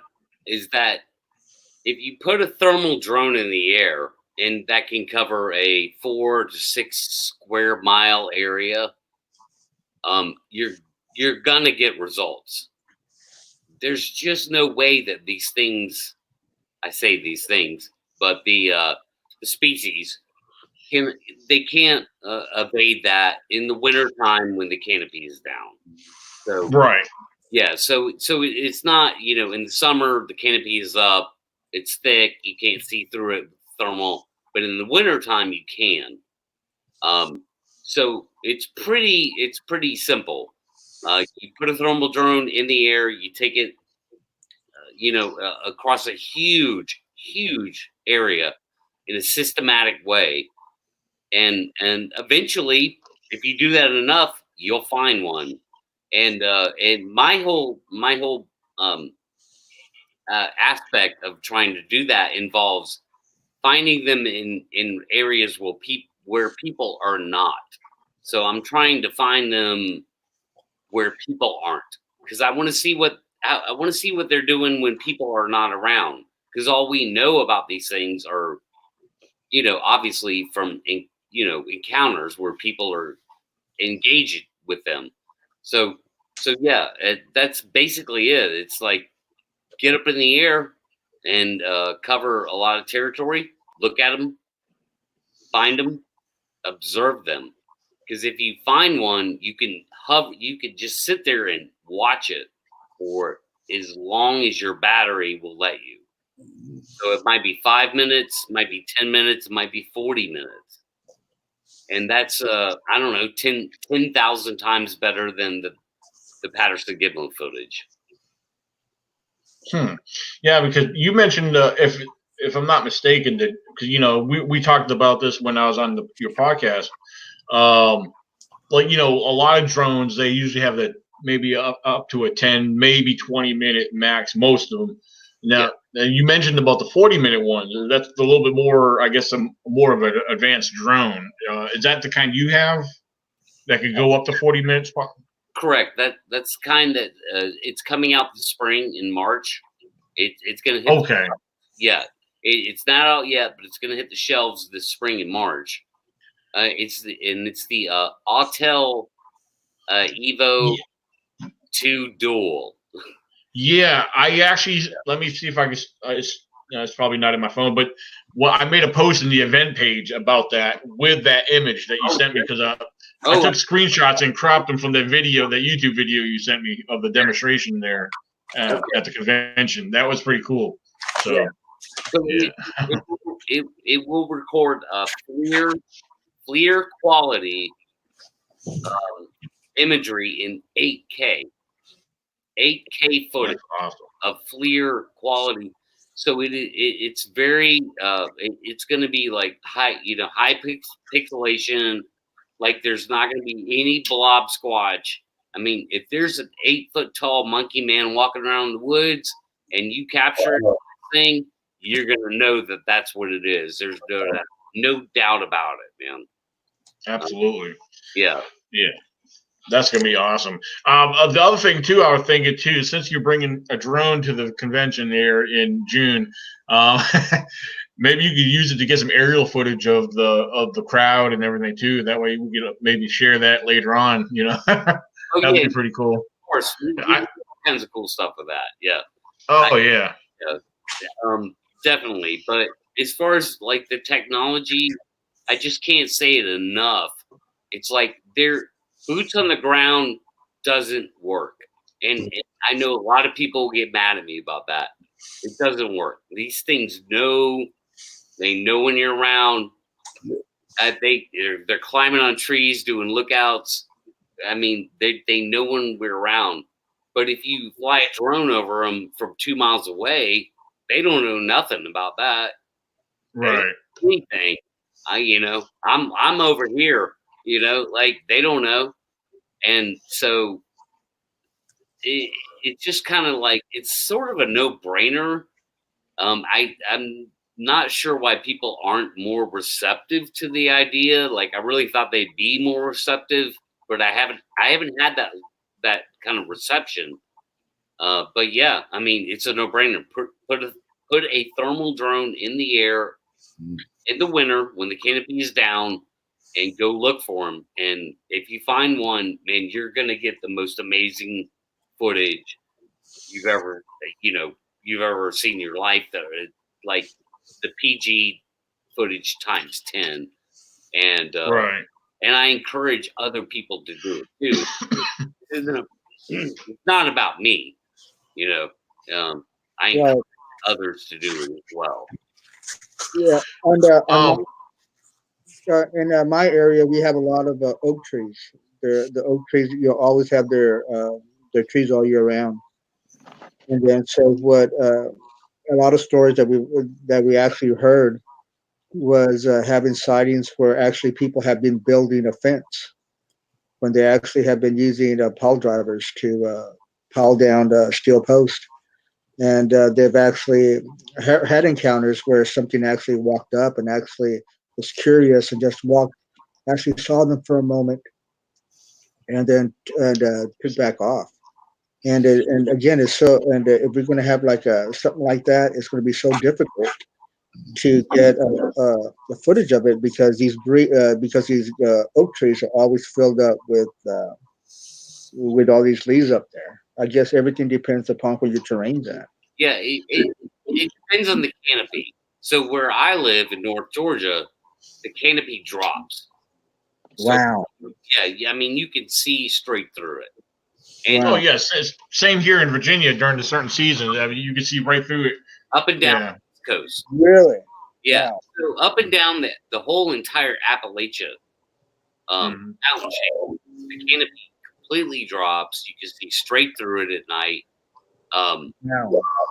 So it's not for every part of the country. There's certain parts of the country. If you go to Colorado, where there's a lot of evergreens, it's always going to be the same, obviously.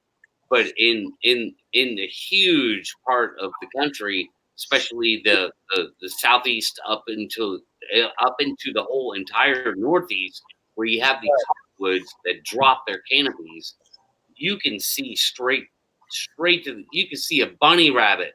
You can tell a bunny rabbit from a fox, from a bear, from a person. Wow. Very easy to.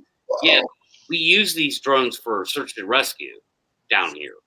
So if a hiker goes missing, we immediately go out, put the drones up in the air, and start looking for them. That's excellent. Wow, that's amazing. Especially this time of year. But when the canopy is up, the downside is that in summertime the canopy is like Vietnam. You can't see at all. Yeah.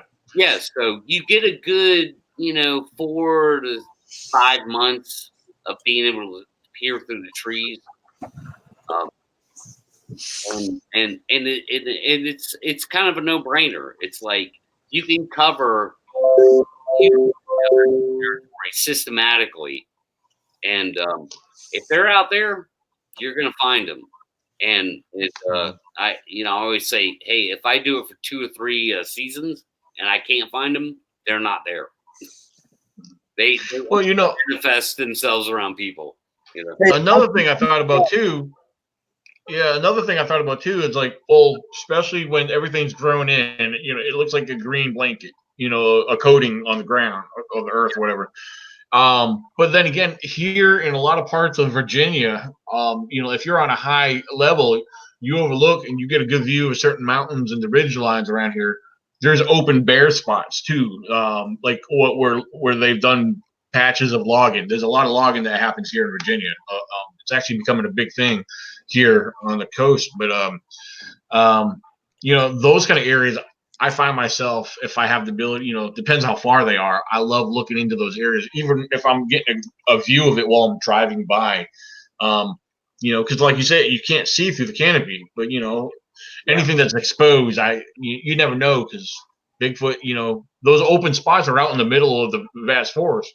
You never know. You might capture something or catch a view of something in the opening by chance, just by luck, whatever it may be. But so yeah. So I mean, my big thing is that when the canopy drops, it's thin enough in a large amount of area to actually look, and so it's all about location, where you go, or is it a hot spot, kind of area, and those places exist where all things come together perfectly for you to be able to look for them. And the whole point is you're not tramping around on the ground where they know you're there. You're just observing them from the air, and they have no clue what's going on. So you can actually observe them in their natural habitat and be able to learn something, not only just prove they exist, but learn something about them, To me, drones is the best technology ever made. Yeah. It's the way to do it. I mean, it's affordable. Like, Bigfooters can do this. Some Bigfooters can do this. I'll be doing it, like, it's not, you don't have to rent a helicopter and spend hundreds of thousands of dollars on, FLIR technology, mounted to a helicopter. You know what I'm saying? And you don't have the same airspace issues. How much does it cost for a drone? Huh? How much is a good drone? The cost. The drone that I'm talking about, the Evo 2, it's about $8,500. Wow. And mostly because yeah. I have to get my mom to give me that. Yeah, I mean, 10 grand, $8,500. I mean, you're gonna get a capable drone for around grand. See for Pat, he could probably pull that. It's probably in your pocket. You're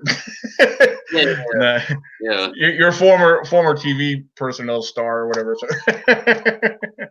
So you'd be surprised.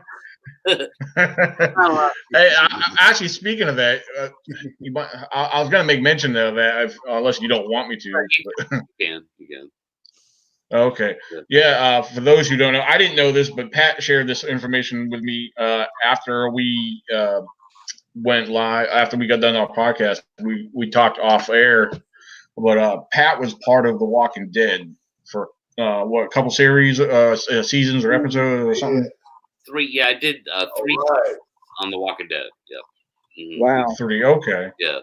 Very cool. Yeah, but I wasn't principal cast. Obviously, you don't. I'm not. They had over 900 something cast or something on there. I think 800, 900 something people on there. Yeah. Wow.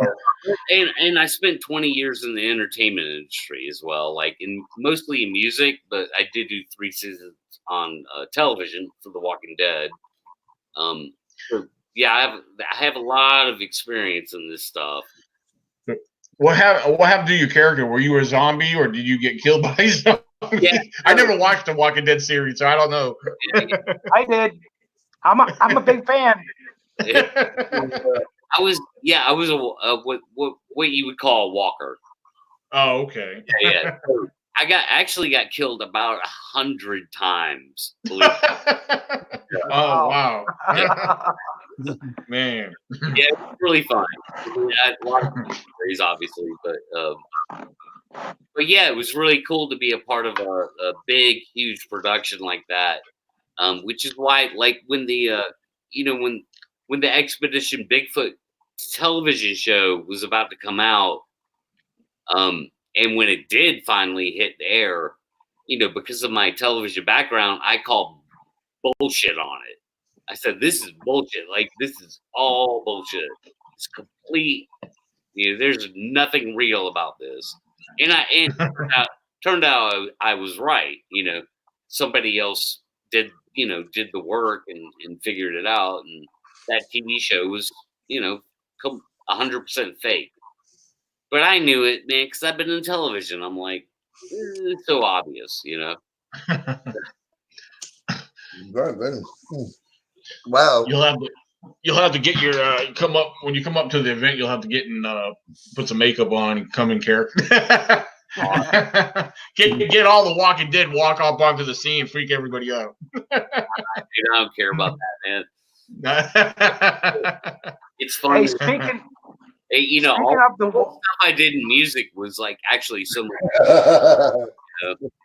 Like I played music for 20 years and like I've hung out with people that like, dude, I've done it all. You know what I mean? So yeah. Is it me or does with your hair, right? Because I seen your hair in that one YouTube video you sent me. Your hair was short. Your hair is a little longer right here. Yeah. And this right here, you almost remind me of Bon Jovi in a way. Has anyone ever tell you that? I mean, I get it. I mean, I grow my hair out. It's kind of a rocker look or something, But now I never heard Bon Jovi. I think you're young. I'm assuming you're younger than Bon Jovi. He's been around forever, but I don't know. A bit younger than him. Yeah. Yeah. Be surprised. Are you too shy to announce your age? We all talk about age on here all the time. Nikki will be 50 this year. Oh, thank you very much. You're welcome. Yeah, I'll be 54 in 2 more weeks. Yeah, okay. I'll be 40 next month. I'm 50 years old. 50 years old. I'm 60. I'll be I'm 62 next month. I'm 50 going on 48. 70. Yeah. Okay. Cool. But yeah, I mean, that's cool, man. I appreciate that. Man, Danny, it's been going on pretty close to 3 hours.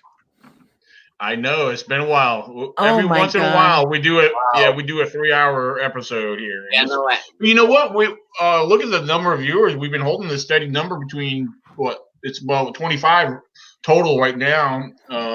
Viewing it at this current time, we had over 30 steady for a while, but so it's actually pretty good. So we usually once I get done, I'll go look on YouTube, see how many will watch it from there. What the grand total is there, and then I usually look at there. So usually we've been averaging 200 or 300 total at the end of it. So this is a longer episode. We may have a little bit more this time. So if you guys will have me up here again, next time I come up here, I'm just going to listen, man, and be more listener than I've been good at that, of course, but I will be more of a listener next time you have me up here. I enjoy this, man. This is nice. Well, yeah, you were very long-winded, and we very much. we enjoyed your story and everything. We did. We really did. Yeah. I see one thing, Kelly. Your story was pretty fascinating. I was very, very impressed with it. Thanks. Really Yeah. impressed. I have to agree. And there's some things about your story that really add up to me, given my experience with people and juvenile Bigfoot, let's just say, that really struck me hard, man. Right at the beginning, I'm like, this guy's not full of crap, man. He's telling the truth. So yeah, I appreciate your story, and I was pretty much on board from the beginning. What band did you play with any bands? If you don't mind me asking, were you with any bands? Yeah, I've been in several bands, man. What band? What was it like? What are your records? I can look them up. I love music. The biggest band I was ever in was called a band called the Hot Rods. Yeah. Garage band. Yeah, look up. Oh yeah, awesome, bro. That rocks. Yeah. Yeah. Okay, I'll look you up. Right, that was the most successful band I was ever in. Okay. Yeah. But I've been in a lot of other bands, like even probably more successful than that. But whatever, dude. I'm that man. I'm just here talking squash with you guys. We're trying to figure out what these things are, and that's what I'm trying to do, man. What I seen and what was that, Yeah. But that man is perfect. I love that. I'm all for that, man. Yeah, I mean people who actually have the experience of seeing it, even just for a moment, I mean, it just can't.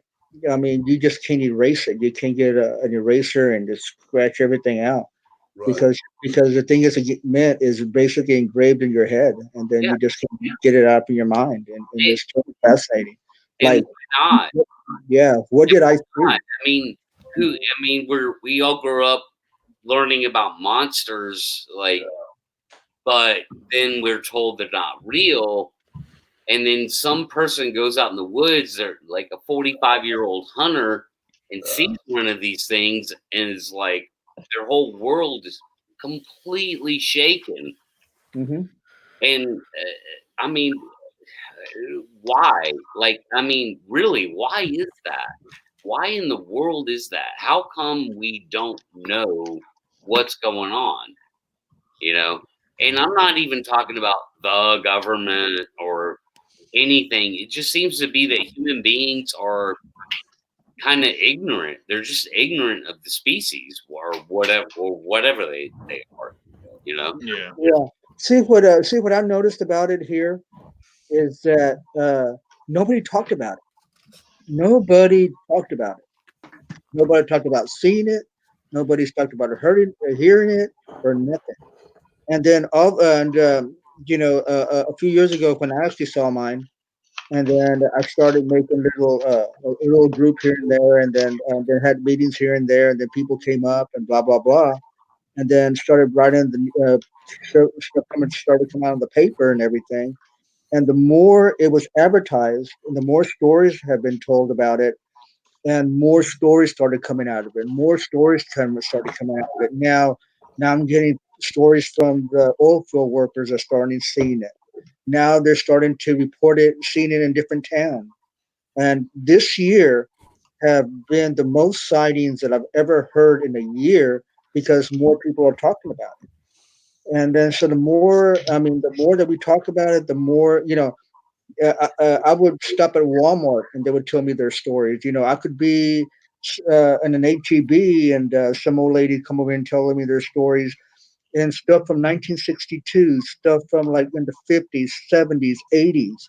I mean, all these years.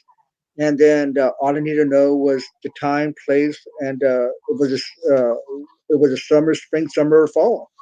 And then just for me to get a stuff going, and then I started to to this day I started getting an X-ray pattern how the animal actually traveled. So and then I was headed right down here.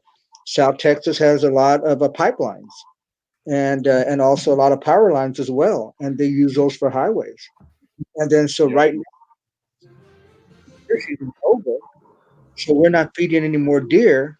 So lo and behold, where they're going now, they're going down to the pipelines where now we have wild oats growing.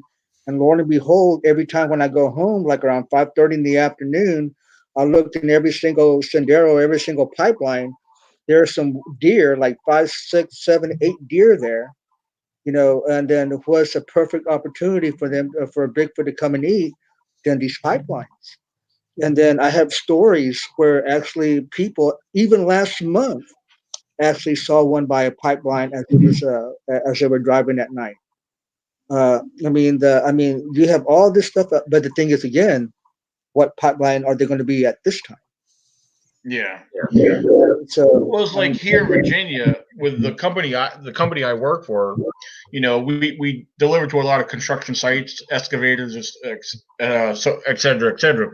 But our company has a contract with the big main pipeline. We've had several locations here in Virginia alone, and West Virginia that we've delivered to.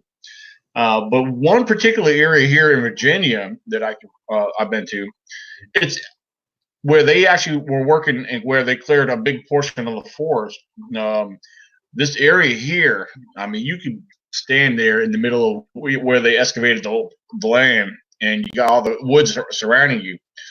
I mean, the area is squatchy enough looking at it. And then when I started looking into the area and do some research online about that particular area, and hearing actually somebody that I know that lives down there, said, yeah, they claim to have activity down there. Well, there's actually sightings in the surrounding area and just south of that area. So, it makes you think, I wish there's been several times I've delivered to that site. I said, man, I would love to be down here at nighttime because you just never know. I mean, they had all that land opened up before they started putting in the pump station and the big giant pipe they had sitting off the side, So, but it was, I don't know. I honestly do believe that they do come into the areas. So, but real quick, before we jump off here, I was going to wait a little longer to share this, but it's already been approved and it's going to be in the works. For those who are familiar, there's a paranormal crew that's out of here in Virginia. They hold a TV series. Where they do video episodes and videos and stuff in various areas. They travel and do whatever. They deal with their TV series is usually on like Roku or whatever it's called, or Hulu, Amazon Prime, and I think there's another one. I can't remember what the other one was. But like I said, they normally do paranormal. But they agreed. They had a meeting, and they're going to do a Bigfoot episode. And which is exciting. We're going to do it in my research area, and I'll be a part of that. So, and they said they want to research the area because they have a routine. They want to, they just don't go to an area and start filming and like what most of us do. But they want to get familiar with the area. They want history on the area, and I guess they include that in their series, in their show, and everything. So, but.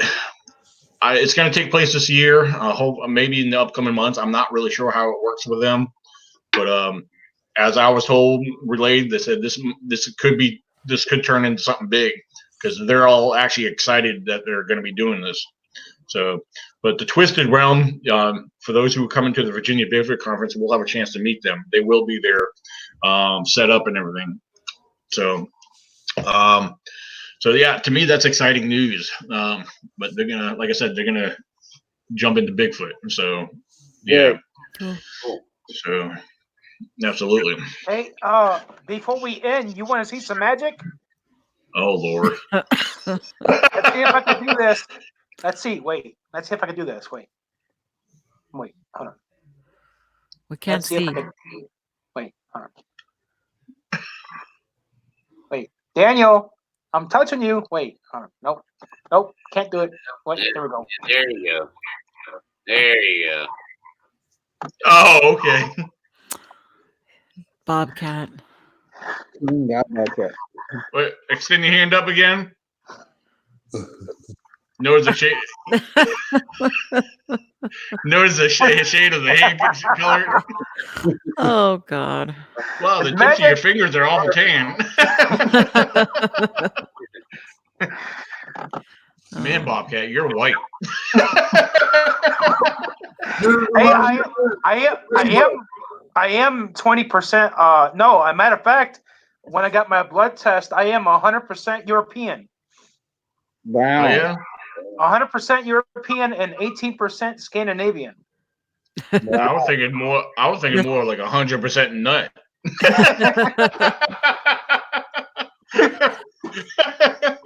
Nah, you know I love you, Bobcat. I love you too. But yeah, now that I have my concealed carry permit, I get to carry my baby around. So, wow, that's nice. This thing weighs this here weighs a lot. I don't even have the magazine in here; it's empty. So, nice. But yeah, I'm prepared for the Walking Dead. So I got my hollow points. So, yeah. Oh, and by the way, I have a cousin who's tuning in. His name is Ray. Hi, Ray. Oh yeah, Ray. In the Ray. chat there, Ray. Yeah, he's from New Jersey. No, Chicago. Yeah, I think he's from Chicago. I could be wrong. He'll probably correct me. I'm gonna go ahead and plug my show. Oh yes, everybody get ready for this. It comes on Sunday night. Go ahead. Yep. So a lot of you already know, but me and my sister decided to do our own podcast, and it's called Sister Side Chat, and it's Sunday nights on the YouTube channel Sister Side Chat, 9 p.m. We moved it to 9 p.m. Mountain Standard Time because I always have to work, and then I'm running back over here trying to get everything started. So we're going to be talking about psychic abilities and what was the other topic we decided? It was going to be bucket lists. Oh, yeah. So we'd like to invite everybody over to come into the chat and let us know what you think about those abilities. So Sunday night, Sister Side Chat. And that's at what time again? 10 o'clock? 9 p.m. Mountain Standard. And so 11 your time.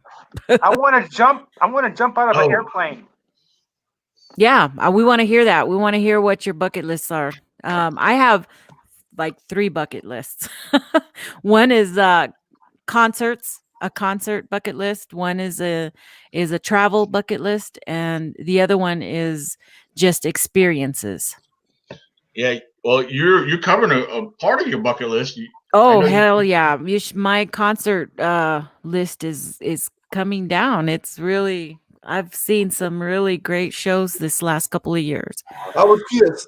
My next big one is Kiss next month. Oh yes. But I am going to go see Lynch Mob in a couple of weeks. So you see what Harold said? What? Twisted Sister Chat. Yeah, we are twisted. But that's why we decided to talk about it, because we have some incredible chats, and we thought, God, everybody, we should have people should hear this, and it's fun. And then we talk about everything and anything anybody wants to. It's not just paranormal or cryptid, Bigfoot. It's about family life. It's about our kids. It's about whatever the topic of the day is, the coronavirus or whatever we're scared of or feel like we want to go with. So, I want to go see Joan Jett. Yes, for sure. Yeah. She's one of my all-time favorites. But I've seen Pat Benatar twice. I've seen The Heart. I think I saw Guns N' Roses, of course, and we just saw Metallica. And nice. Oh my goodness, Tesla's my all-time favorite, though. Oh my God, they're my all-time favorite. You ever been to any Bon Jovi concerts? No, I have not. He's not been down to the Southwest in a while. I have. Yeah, because that's surprising, because you said one thing about John Bon Jovi, kind of like Willie Nelson, he does a lot of fundraisers with his tours and music. So, yeah. I just saw Buck Cherry too. That was a couple months ago. That was a good one. White Snake. Yeah, White Snake. That's one of my favorites. Mark Definitely. You Slaughter. probably already mentioned Def Leppard and all that. Oh my God, Mark Slaughter came. He jumped down right inside of me. 80s. Louie and the News. But yeah, that's my thing. The 80s rock bands were me and my husband's thing, and we could never go because we never had the money when we were, teenagers. So we met and we found out we were in love with the same type of music. We were both rockers, so that's our thing. Concerts. Awesome. Boom, boom, boom. That's what we go do. Yeah. So Billy Joel was another one I saw in concert. It was amazing. Billy Joel, yeah. Oh, he was amazing. In the middle of the night. I wonder sometimes Marilyn Manson, he's pretty cool. He's a normal person other than that stage. his stage persona. Manson, I like Manson. Well, you know who gave a really good concert? Judas Priest. Oh, yes. I had never seen anybody change his outfit so many times. Right. After every song, he would come out in a different leather outfit. And he did ride out on a motorcycle, on a big old Harley or whatever it was. I don't know, but that's actually the show that I damaged my ears because I didn't have any ear protection. And we were right in front of one of the speakers. So I have to have protection now whenever I go to those big concerts. Oh, yeah. Breaking the law, breaking the law. Oh, it was awesome. It was great. Queensryche, they were really good too. And they opened for Scorpions. And I actually thought that Queensryche was better. that one. Have y'all been to ZZ Top concert? Yes, I have seen ZZ. Yeah, awesome. I saw them twice. Really? Wow. Because they opened for Guns N' Roses, and then we saw them by themselves too. Wow. On the chat, Todd H said Barry Manilow and Neil Diamond, and then somebody who was it? I saw Neil Diamond. I did. Yeah, somebody said that's lame music. Then they nope. went, ha ha. I mean, I love all kinds of music. I have seen Neil Diamond. He did a great job. Yeah, Sweet Caroline. Bum, bum, bum. Brooks has sung 6 times. So he does an excellent concert. Garth Brooks, he does an excellent concert. Oh, I saw Garth. Yeah, I got to see Garth. And it was that concert where he swings out to the people. He grabs some rope and he's swinging himself over people and everything. It was crazy. Yeah, Whitney Houston, I saw her when down at the Scope in Norfolk, Virginia. Saw her. That was awesome. I mean, there were so many people we actually saw down at the Scope in Norfolk, Virginia. Ooh, but our most expensive tickets were the Eagles. Oh, wow. I wanted to see them, but never saw them. Right before he passed, we got to see all the regionals. So that was a good one. Welcome to the Hotel California. Yep. I've seen the only concerts I've seen were country concerts. It was Rascal Flatts. Blake Shelton opened up for them. I got to see him too, and then Trace Atkins. So that was pretty cool. Have you seen Sawyer Brown in concert? No, I did. Yeah, they throw an excellent concert. Yeah, we went up there and Merle Haggard opened up for Clint Black out there, and we just want to see Merle Haggard, and we were like we were down like front row, 5 seats up front, and we walked out of the concert because Clint Black was playing, and some lady goes, "You're leaving?" I said, "Yes, ma'am, we're leaving." He goes, "Where y'all at?" "We're down here in the front. You want our tickets?" "Yeah." Merle Haggard. Go ahead. I was just gonna say Merle Haggard. That's my father's one of his favorites. Yeah, he really likes some Merle Haggard. Yeah. Some of the best concerts were the ones that were for free, because a lot of these 80s groups now come and go to the casinos. So that's where we like to go, and we get there super early and we stand for like 3 or 4 hours just so we can get front row. But they end up being the best. But anyway, so Sister Side Chat Sunday night, 9 p.m. YouTube. All right, great. Perfect. All right. And be on the lookout. I may go live again tomorrow. If I do, I'll post about it. I'll try to give it notice. So if you guys are able to join in, it'll be same time, 9 p.m. Eastern time. So and we won't go as long tomorrow. We'll try to keep it an hour, hour and a half. So it's we've been 3 hours and 14 minutes right now. So Wow. So let's go ahead and wrap it up, guys.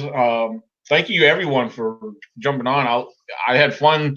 It was a great discussion tonight, and having a full panel. This is rare. Usually it's about two or three of us. So having the extras, feel free to come on anytime. Again, it was great having you guys. So I saw Scotch. He was playing hopscotch. Oh, he's pulling out the music. Time to really wrap it up now. He's got the guitar out. Watch out, the shirt's coming off. Attack of Flat City. Thanks, man. I appreciate